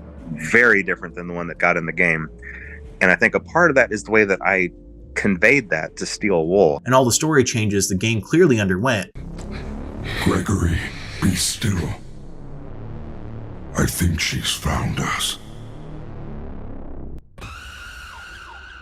Alongside the difficulties that came with COVID. I hear lots of studios and things kind of blame COVID for stuff, but there is a reason for that. COVID took well-structured work systems and suddenly scattered them and expected the work to continue to flow. They likely just didn't think to update one single calendar present in the random part of the game, as they had much bigger bugs and story aspects they had to rush out before release. If we ignore the calendar, there's literally nothing preventing Security Breach from happening at the same time, or at least around the same time the game releases in. It even lines up with all the dates we receive about Vanessa in the previous games, unless we look at Tales from the Pizzaplex, which brings me to my final gut punch, the books. They aren't canon. A lot of people have pointed to Tales from the Pizzaplex and claimed they're confirmed canon because of the trailer for Secret of the Mimic. One of our contractors, Edwin Murray. This is mainly because what we see in the trailer seems to line up with what we know in the books, except really it doesn't, and I'd go so far as to say it can't. The Secret of the Mimic trailer states that a Fazbear Entertainment contractor, Edwin Murray, made an experimental endoskeleton for Fazbear that can fit into any costume, and we're tasked with retrieving it. Great, that lines up with the books, except it doesn't at all. First of all, the factory is full of signs for employees and advertisements and costumes and robots and all sorts of stuff for a bustling and successful business making robots and costumes. Except in the books, Edwin lives in a run-down factory that still has all the machinery set up to create linen, with giant bundles of mildew-riddled linen sitting all over the place. It's where they come up with the Mimic's own tiger plush, a shrewdly put together replica of David's made from leftover linen. The next inconsistency is the Mimic itself. In the story, there are two teams that get sent in. The first repairs the Mimic and is killed by it shortly after, with their bodies being put away in the fridge or hung up in a closet like coats, mimicking chores that the Mimic saw. The next group is killed off one by one in brutal fashions, with one man being used as a battering ram, smashed against a brick wall and left in a bloody pile, with the end of the story containing no survivors. And in the game, we instead see bodies hidden inside of suits. In order for Fazbear to even learn about the Mimic, that would require another third team to enter that we don't see, and someone to get out and inform the company about it, making us at least the fourth team in the game if it were connected, but again, it's not. The combination of the factory looking different and Fazbear knowing about the Mimic but still not having it would require a full-on remodel of the entire building, setting it up for employees and making it into a space that appears worked in, all while evading the Mimic, not letting it escape, and also not capturing it as they clearly want it by the time of the game. The last inconsistency is that Edwin was not a contractor. His company was bought out, making him an employee of Fazbear's. Now, yes, while the game does say a heavily redacted corporate briefing, Fazbear would have no reason to lie and call him a contractor. In fact, if they said he was an employee like he is in the books, that would give Fazbear a stronger position to stand on for them claiming the Mimic is made for them, as anything made by Edwin could be considered as owned by the company, as he would presumably be using company parts to make it. The employee status of Edwin is also crucial, and why I believe the books can't be canon. Because one of the major plot points of the storyteller is that Edwin was bought out with a clause that made him an employee that could not be fired, causing Mr. Burroughs to resort to trying to make him quit by locking him in the storyteller tree. If he were a contractor, this would not be an issue later on in the story. I know that practically everything I've said so far is majorly controversial, but I really believe that if I'm right, it massively simplifies so much, which is what we've been complaining about for years. Charlie died last, explaining away the convoluted DCI. Vanessa is truly William's real daughter, explaining why she's a favorite of Glitchtrap, and why he was able to lure her so easily, and why she seemed so desperate to bring William back in some way. The games in the Steelwool era all take place in real time, simplifying the timeline massively. Hey, when did Security Breach take place? Oh, when it came out in 2021. We've been making the story so much harder to understand for ourselves because we've been ignoring or hyperfixating on details to fit into a narrative that we crafted ourselves, digging a deeper and deeper hole every time there's a new release, trying to make sense of it in a way that works for ourselves instead of the much more likely and simple story that Steelwool and Scott have been attempting to tell us. We've been getting angry and bitter at every new release and also at each other, all because we're so tied into what we think the story is. If you don't come away from this video believing anything I've said, that's okay. I don't claim to know everything, and nobody else should either. Ultimately, I just hope that we can all try to look at everything that we've gotten up to this point, and also everything that we will receive from here on out, with a pair of new and unbiased eyes. I want to start out this video by giving thanks to everyone who watched the previous video and left so many nice comments, even when they were disagreeing. The feedback I received was really insightful and gave me that feeling of the old days of FNAF where everyone was trying to work together to solve what's going on. So with that being said, I'm going to go over as much of the relevant feedback as I can and then give a deeper analysis of some of the points I used in my original video that I feel I might not have explained as well as I could have, and also update some of my thoughts based on some contradictory evidences I was presented with. Starting out, one of the things discussed in the comments a lot was the DCI. The general idea presented was that 1. It would feel conflicting to showcase the bodies and the blood if it wasn't meant to be a real event. 2. Stating a lack of narrative significance to the DCI as an evidence points against it is somewhat hypocritical, considering that Ralph dies in FNAF 1 and is not known to possess anything or contribute anything to the story after this point, and yet we still believe he did indeed die. And 3. It would be more satisfying to just conclude that the DCI did possess the toys because it would require less mental gymnastics to say that new dead kids and new possessed animatronics are correlated. And also the notion of soul splitting for the toys to be possessed by the MCI wouldn't be introduced until the fun times in the novels, and is also contradicted by the notion that the novels state that in order to swap vessels, the souls need to be willing. So for the notion that it would seem conflicting to imply that the minigames depicting Charlie dying are about FNAF 2, while Save Them would be depicting memories from the MCI location, for that, what I have to say is that FNAF 2 was meant to be the prequel because FNAF 3 was meant to be the end. FNAF 2 was never meant to have any loose ends because the ending of the series was immediately the next game. FNAF 3 depicts what was originally the end of the series with William burning in the building and the spirits of the dead children being released in Happiest Day. The problem with the DCI being real is that they're not there in Happiest Day. FNAF 2 established alive kids and people are colored in like normal, and dead kids and people are grayed out, as established with all the bodies, and especially in Take Cake, where we see an alive kid die and then gray out. This is to say that the only spirits present in Happiest Day are the kids who possess the classic animatronics, and the toys aren't referenced and the DCI aren't shown. I think this was Scott's earliest attempt at course correction in the following games. We all assumed that the DCI had to be a separate event, and then when Scott showed us Happiest Day not having the DCI at all, it was to tell us that we misinterpreted what we saw in the last game. FNAF 2 sets up all the characters we see in the final game. It shows us the puppet, who is in Happiest Day, the purple guy who is the killer, who was Springtrap, and it showed us the MCI, who were in Happiest Day. The DCI weren't there because the DCI never existed in any narrative Scott intended. This brings me to the next point, that attributing a lack of narrative is not a justifiable reason for them not to exist, because Ralph fails to contribute to a narrative after his death, and this I don't think is a very strong point. Ralph doesn't contribute to a narrative after his death because his death was the end of his narrative. He was a character we grew to know over the nights of FNAF 1 and then he died. His story ended. We were treated to with a prequel giving even more of a build up to his character, strengthening the impact of his death in FNAF 1 at the end of his story. The DCI are never introduced to us. If we didn't get the Save Them minigame, we would never have assumed they even existed. Their narrative starts and ends with their deaths, contributing nothing to the story. I've heard that their purpose is to show that wherever a Freddy's opens, the purple guy will be there to kill kids. But that logic also applies to Charlie being last. You don't need them to exist to get the same effect. Phone calls being about them doesn't hold up either because the implication would be that Fazbears would be straight up lying, which they aren't really known to do. They more so like to twist the truth on real things that do happen instead of denying them outright. Ralph's phone calls mention a tragedy happening outside that Fazbear denies any claims to, and in the same game we're showed a purple guy who we know is an employee from Foxy Go Go Go killing a child outside the building, providing us the event that Fazbear is trying to claim no connection to in classic Fazbear fashion. They are connected, but there's reason to doubt, so they lie.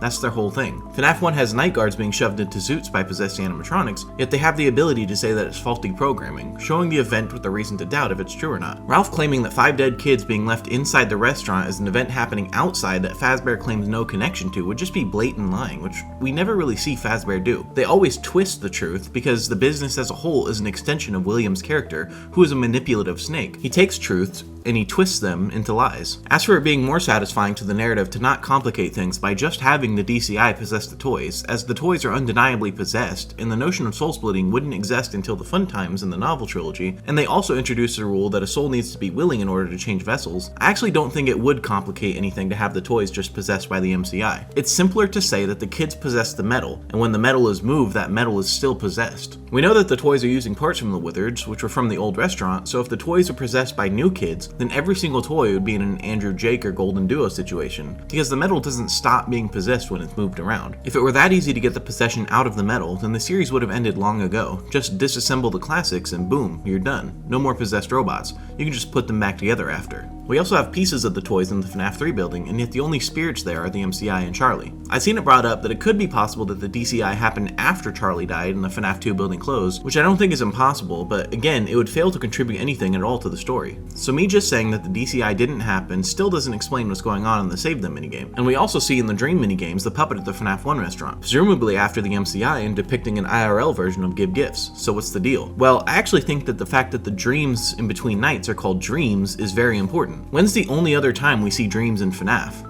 During the nighttime gameplay of FNAF 4, where the character we assumed was the crying child was later revealed to be Michael having dreams of his brother's memories. We also have Mike in the movies dreaming memories of his brother being taken, with the MCI kids appearing in them altering them. What I believe is happening with the minigames in FNAF 2 is that the puppet is peering into the eyes of Freddy and seeing his memories presented to us as dreams. It's why we play as Withered Freddy in the Save Them minigames. It's Freddy following the puppet through his memories of the MCI. I know that most people assume that Foxy Go Go Go is our depiction of the MCI and the DCI is Save Them, but I think Foxy Go Go Go is just meant to show us that the MCI happened all at once, in one day. This would be something Scott wanted to convey to us because the newspapers in FNAF 1 made it ambiguous as to whether or not it happened over several days or all at once. Foxy runs in over and over again, being different days in my interpretation, and on the last day we see the kids being all dead at once. This is then followed by the Save Them minigame depicting the horror of the event. I think originally Scott probably wanted the MCI to be along the lines of what we currently assume, that it was sneaky disappearances, but when he decided to continue the franchise, he wanted the event to be more along the lines of what something in the horror genre would typically depict, mass panic with dead kids being found.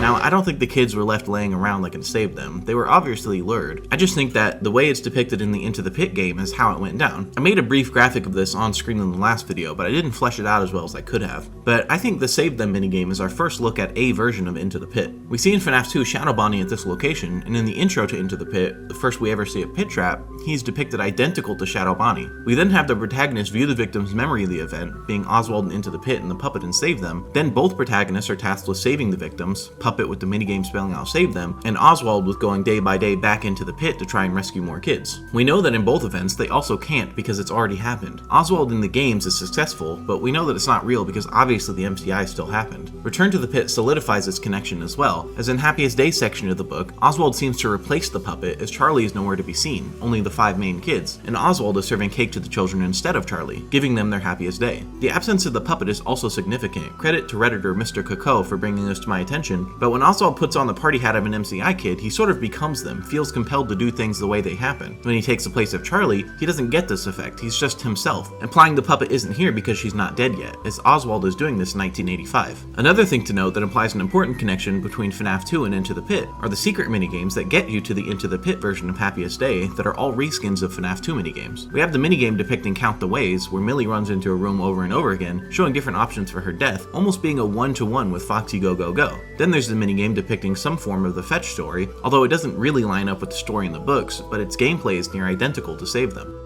And the final minigame depicting To Be Beautiful, where the gameplay is a bit more distantly related, but still undeniably similar to Give Gifts, Give Life. This is why we keep getting Into the Pit in different media, I believe. I know the real answer is probably Scott just really likes this story, but if it's meant to have importance, I think it's because it's supposed to point us in the direction of the Save Them minigames being about the MCI. Now, if it's meant to be about the MCI, why wouldn't Scott just depict it in the FNAF 1 restaurant? It's because he didn't want us to associate the puppet with being at the FNAF 1 location. The puppet was always made to be at the FNAF 2 location, and so that's why the Save Them minigame takes place there. There's a bit of leeway given with the dream cutscenes because they are dreams, same as the FNAF 1 phone calls being heard during FNAF 4. Alongside all this, I found even more evidence pointing to Charlie dying at the FNAF 2 location and the animatronics only getting possessed at FNAF 2 and Give Gifts, Give Life minigame. If you look at the mask put onto the kids, we can see that the Chica mask has teeth on the top beak, which only Withered Chica has, and keep in mind the Withereds only existed at the FNAF 2 restaurant. In the week before, Ralph mentions that he's glad they restored the vintage Freddy animatronic back to his classic design, which implies that Freddy started out looking like the FNAF 1 animatronics, was changed at some point, and then changed back. We also see a faint handprint on classic Freddy's head, indicating that the classics were the animatronics that were stuffed. This is all to say that the significance of the Give Gifts, Give Life minigame using the heads of the Withereds means that these are the animatronics they inhabited when the Give Gifts, Give Life happened, which would only be during FNAF 2, giving credence to the idea that the puppet only existed at the FNAF 2 and it's the location Charlie died. Going along with this, the kids are positioned in Give Gifts, Give Life in an exact vertical flip to the positions the Withereds appear in while in the back room of FNAF 2. Another issue brought brought to my attention was, why didn't Scott model the Take Cake Bear more like Toy Freddy if it's at the FNAF 2 location? To this, I'd say it's possible that he just wanted to model this instance in more detail than the other minigames. It's also possible the location was using the Unwithereds, as they are drawn in the children's drawings, implying they were in use at some point. It is notable that the Take Cake Bear has buttons, which only Toy Freddy and Withered Freddy have, and they only exist at the 1987 location, giving more credence to the theory that it's when and where Charlie died. Something else brought up a couple of times was, what's the purpose of mentioning the yellow suit being moved if it wasn't about the DCI? For this, at the time, I think it would just be because it's the night Golden Freddy becomes active, so the suit would have moved, but looking in the grander context of the series, after 3, it's because Golden Freddy went to Michael's house during Midnight Motors to bring him to the location, which falls in line with Mike being Fritz the very next day after Golden Freddy is active. Another issue brought to my attention is, if Henry was a CEO and made the FNAF 2 location, then why would they have needed to track him down? The best explanation I can come up with is that it's possible that Henry wasn't one of the CEOs of Fredbear's and was just an engineer for William. I think the spring locks and their dangers fit much more in line with the William design than Henry, especially considering the spring lock made by Afton Robotics in the sister location Bunker, meaning Henry only would have made and owned Freddy's. This could also further provide a narrative reason for William to want to shut Henry down, because if William gave Henry the right to create his own offshoot company being Freddy's, then he would be immensely pissed that his own companies, being Fredbear's and Circus Babies, shut down, while the company he allowed Henry to make was immensely successful. This would be the reason for trying to do the MCI and take control of Freddy's, as he felt like he should be the one in charge, because the only reason Freddy's existed was because he let Henry make it. The visual design differences between Fredbear and Golden Freddy would also indicate this, as yellow and purple are both colors associated with William, they're his visual motifs, and so Golden Freddy gaining black accents instead of purple would be to indicate a change in ownership from William to Henry. The desire to get in touch with the original restaurant owner would also fit if it was only William, as they would assume that only the original owner would know what's going on with the springlock suit that had been moving by itself suddenly. Also, I know that in the novels that William was the business guy and Henry was the tech guy, but William in the games clearly knows what he's doing, as the Fun Times to this day are some of the most advanced animatronics we've ever seen, even rivaling the Glamrocks. Another issue I'd seen is that just because the bear in Take Cake is a Freddy, it doesn't mean that it wouldn't still be possible for it to be at Fredbear's, as Ralph in the week before mentions a Freddy suit that was used in Fredbear's.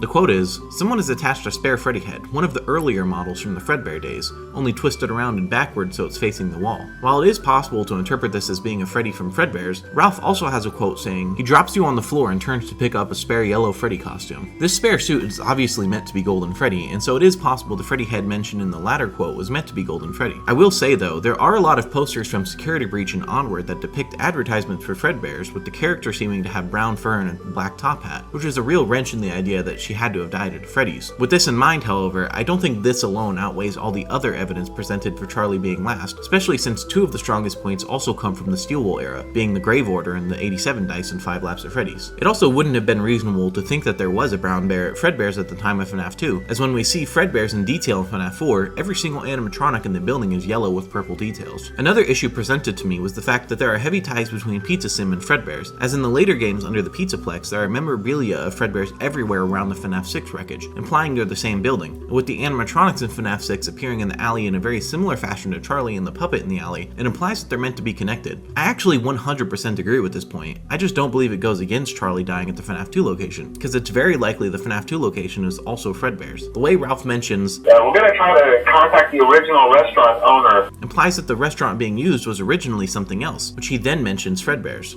The next point in his call is a little hard to make out, but from what I can tell, the words he says is, "It was closed for years though." "It's closed for years though, I doubt we'll be able to track anybody down." Which implies that it is now no longer closed because it is this new restaurant. Another concern was that Ralph implies the animatronics have been possessed for at least a little while, because he mentions a minor glitch in the system where they try to stuff you into suits, the implication being that they're possessed and killing the night guards the way they were killed. And if they were only recently possessed, they wouldn't have known about this unless it was a known thing to happen from the previous location. I don't think that this is necessarily what's being implied though, because before this, Ralph says, Mainly he expressed concern that certain characters seemed to move around at night and even attempted to get into his office.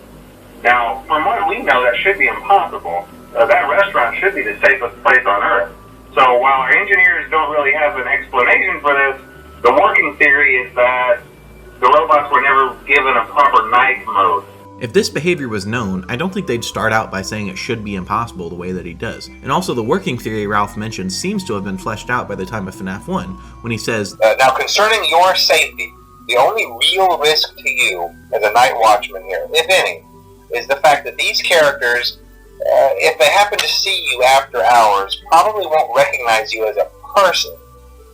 They'll most likely see you as a metal endoskeleton without its costume on.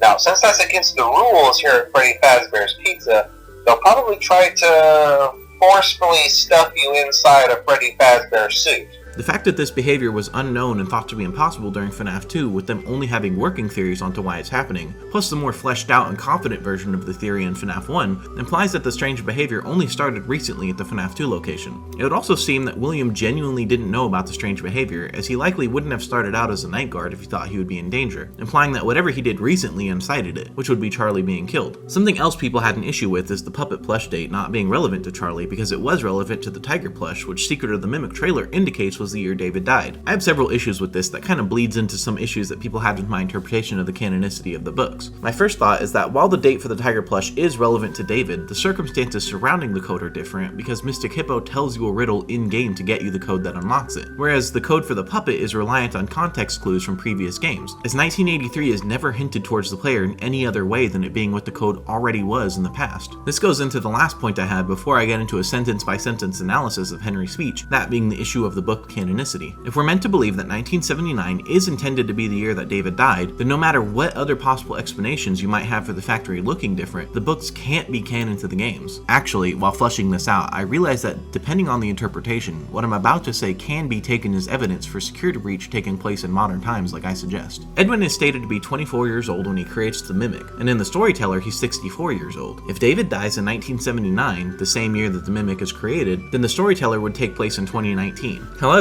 the Storyteller instead states that Edwin was 28 years old when he created the Mimic, making the year 2015. Now, the difference in ages alone indicate that the stories in the books aren't accurate to the games, as they aren't even accurate to each other. However, I will say that the interpretation for the Storyteller taking place in 2019 does fall perfectly in line with someone from the top pushing Vanessa into higher position than she's qualified for, with AR taking place in 2019, indicating security breach would likely take place in 2021, the year it came out. If you go with the ages listed in the Storyteller though, then the Pizzaplex would already be well established around the time of FNAF 3, which is impossible. Speaking of FNAF 3, if you weren't convinced on the date from what I had to say, Gibby's Horror Homestead made a fantastic video going into detail about why FNAF 3 can't be 2023. If I forget to link it in the video, I'll put it in the description, so go check that video out for a more in-depth breakdown on the year of FNAF 3. Back to my interpretations on the canonicity of the books, I feel I came off a little too aggressive in the last video as to my stance on them, and I want to say I'm sorry if my level of emotion I put into my statements made you feel attacked in any way, as I know that many people feel deep connections and levels of fondness for the stories and tales. While I don't think they're canon, I do still think for the most part that they happen. If you're confused, I essentially just mean that while the stories in the game seem to be drawing from the books, I don't think they're one-to-one. It seems to be more likely around like an 80% or so accuracy to the books. The differences shown so far between the games and the book seems to me that while the overall narrative seems to be the same, the events and details getting us there have differences. This could be to better fit with creating entertaining gameplay, or it could be to better fit details that fix inconsistencies with the games and books. For example, my interpretation of the trailer I think indicates that while Edwin's business was failing in the books, forcing him to sell his business to Fazbear's, it seems to have been very successful in the games. There are a lot of Fazbear things shown in the factory in the trailer, but at the same time there are a great number of things that we've never seen before, implying that in the game version he truly is a contractor like they state in the trailer, so he's making things for several different companies at the same time. I personally believe that at this moment, before the game comes out, that it will be revealed that Edwin was contracted by Afton to create mimicking technology to implement into the Fun Times, hence the voice mimicking we see in the Fun Times. This ties Edwin into the Fazbear and makes the villain of the modern era connected to Afton on a deeper level. I'm led to believe this because there are several designs in the game that fall in line with the Fun Times, like the clown imagery of Jackie being similar to Baby and the Dolly animatronic seeming to contain faceplates. There are also a number of strange similarities between the Fun Times and the Glam Rocks, and if the Fun Times were designed with partial design influence from Edwin, that would explain why the Glam Rocks also contain the similarities they do, because their design was influenced by the Mimic, giving an overall tie between Afton, Edwin, the Fun Times, and the Glam Rocks. I think that Edwin then uses this technology that he was contracted to design for Fazbear to create the Mimic, explaining why Fazbear would know about it going into the game. This would change virtually nothing about the story of the Mimic except for minor details and setting, but would in turn tie the story into several eras of the FNAF franchise. This is what I mean when I say I don't think the books are canon, because it's clearly not exactly what we see in the books, and yet the overall story is still the same, satisfying fans of the books and games at the same time. A lot of these points were brought up by several people in the comments, but user Unoriginal Jokester gave a lot of specific arguments that were encompassing of several others, so shoutouts to them for giving many contradictory evidences in an easy to follow listed out manner that translated well to my analysis in this video. Now, with all that out of the way, I want to do an in-depth analysis of Henry's speeches in Pizza Sim to better explain why I think it makes more sense for the wound to be about the MCI and not about Charlie.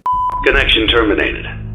I'm sorry to interrupt you, Elizabeth, if you still even remember that name, but I'm afraid you've been misinformed. You are not here to receive a gift, nor have you been called here by the individual you assume, although you have indeed been called.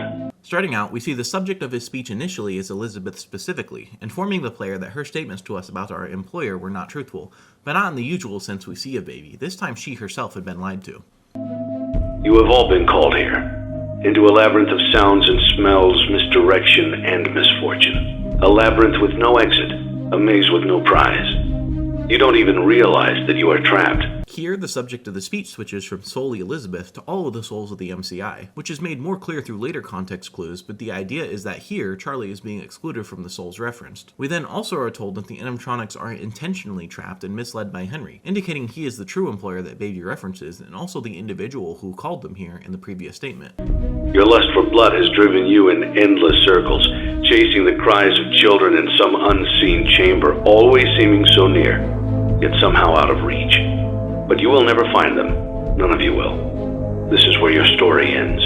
This segment of the dialogue is still addressed to the souls of the MCI and Elizabeth, stating that they are bloodlusted and chasing after children specifically, implying that the souls of the MCI are in the fun times, being a point towards Molten MCI, as the classic animatronics are known for being fine around kids but aggressive towards adults, whereas the fun times' primary directive is to kill children. He then goes on to state that this is going to be the end of the story for them, implying that he's going to free them somehow. And to you, my brave volunteer, who somehow found this job listing not intended for you. Although there was a way out planned for you, I have a feeling that's not what you want. I have a feeling that you are right where you want to be. This dialogue is now addressed to the player, with the wording chosen implying some kind of knowledge of the characterization of the person we play as. There are very few characters we know as a character well enough to apply characterization to, and considering William is accounted for, Henry is the speaker, the MCI are in the fun times, Elizabeth is in Scrap Baby, and the puppet is also present, this pretty much leaves us with the only character remaining, being Michael. The job listing not intended for us implies that it was not meant for someone who Henry would suspect, or in other words, someone who would know anything about what's going on here, meaning that it was intended for a stranger, hence him designing a way out, yet he concludes Michael wouldn't want to leave. I am remaining as well. I am nearby. The subject change from Michael to himself is only to inform the player and the character we play as that Henry himself is also either in the building and intends to die as well, or that he plans on staying until it's done to ensure there's nothing left. This place will not be remembered, and the memory of everything that started this can finally begin to fade away, as the agony of every tragedy should. This is one of the most overlooked details in this speech in my opinion, which also falls in line with my theory that the MCI were first. While mentioning the memory of everything that started all of this, we see the FNAF 1 location and the FNAF 2 location, with the MCI being implied to be the event that kicked everything off, and the FNAF 2 location showcasing where the animatronics first became possessed after Charlie died. And to you monsters trapped in the corridors, be still, and give up your spirits. They don't belong to you. Here he again references the MCI inside the fun times, as the monsters are what the children's spirits are trapped in, and the only animatronics designed with ill intent were the fun times. For most of you, I believe there is peace, and perhaps more, waiting for you after the smoke clears. Although for one of you, the darkest pit of hell has opened to swallow you whole, so don't keep the devil waiting, friend. Here, he tells us that it's plausible to believe that some form of happiest day will come about from this for the MCI, and then gives a subtle bit of foreshadowing to William's eternal hell of Ultimate Custom Night. My daughter, if you can hear me, I knew you would return as well. It's in your nature to protect the innocent. I'm sorry that on that day, the day you were shut out and left to die, no one was there to lift you up into their arms, the way you lifted others into yours. And then, what became of you? I should have known you wouldn't be content to disappear. Not my daughter. I couldn't save you then, so let me save you now. It's time to rest, for you, and for those you have carried in your arms. This ends, for all of us, in communication. I don't have much to say about this segment, as it's all very straightforward, and the subject of the speech changes from the MCI and William to his own daughter. I want to point out, though, that Henry is very focused in his speeches. He moves from subject to subject with intent and thoughtfulness. He's not jumping between points. He mentions something, talks about it, and then moves on to the next thing. And aside from mentioning the living characters in the area, himself and Michael, the entirety of his speech is in reference to the MCI and what they've gone through and become. And Charlie is mentioned at the very end in his own segment. Keep this in mind while we analyze the second speech from the Insanity ending. It's only now that I understand the depth of the depravity of this creature, this monster that I unwillingly helped to create. This sentence outlines that Henry has come to learn of William's actions and how monstrous he truly is, indicating that he's done something more than just killing the kids, because this would be something that Henry should have already known about. He also states that he unwillingly helped to create, which I believe is indicative of Henry creating the classic animatronics and owning the original Freddys. As if what he had already done wasn't enough, he found a new way to desecrate, to humiliate, to destroy. This again indicates that the killings weren't the only thing William had done, which again is another indicator of molten MCI. As if the suffering wasn't enough, the loss of innocence, the loss of everything to so many people. This is again another reference to molten MCI. The suffering would have been the killings and possessions, and I believe the loss of innocence is in reference to the fact that the children's souls are now being used in machines designed to kill more children, forcing the kids to become monsters and taking away their innocence in their deaths. He also references the effect the MCI likely had on the families. Small souls trapped in prisons of my making, now set to new purpose, and used in ways I never thought imaginable. Again, this is in reference to the fact that Henry likely created and owned the original animatronics which became possessed, and William used them to create monsters designed to kill even more children, which Henry never thought imaginable, indicating he had no hand in circus babies, which adds credence to the idea that William alone owned babies and didn't need to report to anyone but himself regarding the designs of the animatronics. He lured them all back to a familiar place, back with familiar tricks. He brought them all together. This is likely meant to be in reference to Follow Me, as we see William luring the animatronics in the same way he lured the children while they were alive. However, in my interpretation, I put Follow Me much later on than it would be in order for this to be what it's referencing, because at the end of Follow Me, William is killed, and while it's possible that there are time gaps between the nights shown in Follow Me, it feels like this would go against the original intention the minigame was hinting at. Follow Me depicts William entering a back room and using Shadow Freddy to lure children to the room where he disassembles the animatronics, and on the final night, the parts are still on the ground when he dies, implying it's supposed to be around the same time as the rest of the minigames. This is why I placed Follow Me closer to FNAF 3, as in FNAF 3 we see a bunch of animatronic parts, very similar to the parts we see disassembled in front of the safe room William was in, and we then hear about a real animatronic being found. With us knowing from FNAF 1 and 2 that William was an employee at Freddy's, and Fodu mentioning someone who worked on the building mentioning a back room that was boarded up, it seems like the original intention was that the person who told Phone Dude about the room was William, as he likely learned about someone trying to restart up the Freddy's franchise and wanted in. So he disassembled the animatronics to put into the building, and he then meant to take the Spring Bonnie suit, but he was trapped by the spirits and killed, and is later found after Phone Dude tracks down the lead that William mentioned, leading to himself. All of that is to say, I think William must have done what Henry mentions a separate time earlier than Follow Me. Are they still aware? I hope not. It keeps me awake at night. I could make myself sleep, but not yet. Not until I undo what he has done and heal this wound. A wound first inflicted on me, but then one that I let bleed out to cause all of this. This is the big kahuna, the main issue it seems people have with Charlie dying last. I'd like to point out something in this sentence that goes back to what I said we should keep in mind while analyzing the last speech. Henry asks if they are aware, meaning the MCI, and then he goes on to say that the thought of them being aware keeps him awake at night. He then also goes on to say that he could make himself sleep, which presumably would be following up on a statement of him not being able to sleep at night, although the sleep implied is more of an eternal one, but regardless it's still in relation to the idea that the MCI being aware keeps him awake at night. He then follows up his statement about making himself sleep by going on to say that he won't until he undoes the wound that William first did to him and then bled out into everything else. I'll get straight into it. The entirety of the last speech and this speech, Henry expresses concerns with the MCI souls being desecrated and used in horrible ways he never thought possible, being William creating the fun times and using their souls as energy. Keep in mind, in the previous speech, he showcases the hallway from FNAF 1 while saying the memories that started all of this. If we did not use the novels to try and solve what was going on, which is what Scott said, to not use the novels for lore because it's completely different continuity, then using the context clues we receive throughout Henry's speeches would lead us to believe that the event that grew into something bigger would be the same thing he references throughout 90% of both speeches, being William killing children in his restaurant and stuffing them into animatronics, and then luring them and destroying them to create the fun times which are designed to kill children. When he says all of this, he's likely referencing what is currently and actively inside the building, being Molten Freddy. The narrative even exists within the design of Molten Freddy itself. If Henry created and owned the original Freddys, then Molten Freddy would be William's sick and twisted perversion of what Freddy was meant to be, and he contains the souls of all the children William killed. I just think that we were led so astray by the novels that we ignored the context clues in the games themselves to determine what was actually being said. I mentioned as well that it was important to keep in mind that Henry's speech patterns has him go from topic to topic, and he doesn't seem to jump around with what he's saying. With that in mind, directly before this one single sentence, we see him talking about the MCI being lured back somewhere with familiar tricks and were put all together into something. Let's see what he says immediately after this. He set some kind of trap. I don't know what it was, but he led them there. Again. He overpowered them. Again. And he robbed them of the only thing that they had. Again. I don't know how those tiny breaths of life came to inhabit those machines, but they will never find rest now, not like this. I have to call them all back, all of them, together in one place.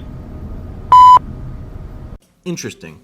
So immediately before the wound, he talks about William doing something, the MCI, and twisting and manipulating it into something much worse than it was, the fun times, and he then mentions the wound inflicted onto him growing into something more, and then immediately goes back to talking about William overpowering the animatronics the children possess and somehow forcing them to inhabit the fun times. The entirety of this speech is clearly meant to be about William killing the kids, creating the fun times using their souls, and it turning into the bloodlusted monstrosity that is Molten Freddy, before saying that he has to put a stop to it. It would make very little sense in my opinion to throw in a random statement about his daughter in the middle of expressing his concerns with Molten Freddy, especially considering the fact that Henry doesn't jump from subject to subject. It would be randomly put in the middle of something else. All in all, I really feel like we shot ourselves in the foot by trying to use the novels to solve what was happening in the games. I don't blame anyone, the novels were where we learned of these characters and then suddenly they're all in the games, so it made sense to look at them to see how they relate, except Scott explicitly said to not use them to solve anything and we ignored his words. It also doesn't make a whole lot of sense to me to say that the characterizations are the same as in the novels, but every single event is different except for the first. If the inciting incident is the same, and the characters were the same, it feels like the fallout of the inciting incident should have been the same as well. The way I see it, we theorized about Charlie dying first all the way back in FNAF 2 before the novels even released, and Scott found the notion interesting because he had written for Charlie to die last in the game. So he wrote an alternate timeline where she did die first to flesh out what the popular theories would actually look like if it were true. And every single event throughout the game being different from the novels was supposed to clue us in that we got that theory wrong, but we instead used it as confirmation bias because we already held the belief that she died first. If you weren't already convinced based on what I said in my last video, I hope I gave you some more things to think about with this one. This video was made just to flesh out my thoughts more than I did in the last one, so from here on out I'll start looking to make new theories. So if you have any suggestions for something you want me to analyze or go into, feel free to leave it in the comments below. I've got the beginnings of a theory for Shadow Victim and another for Glitch Trap, and I'd also like to dive into the logbook because I'm not personally convinced on Dave being the name, but let me know which of these you'd like to see next. Thank you for watching. This is the end of the company-wide mandatory update. We hope you enjoyed your stay here. Employees will be asked to leave comments and concerns in the space provided below this video. Please subscribe to Fazbear Entertainment to receive more company news, and remember to smile. You are the face of Freddy Fazbear's Pizza.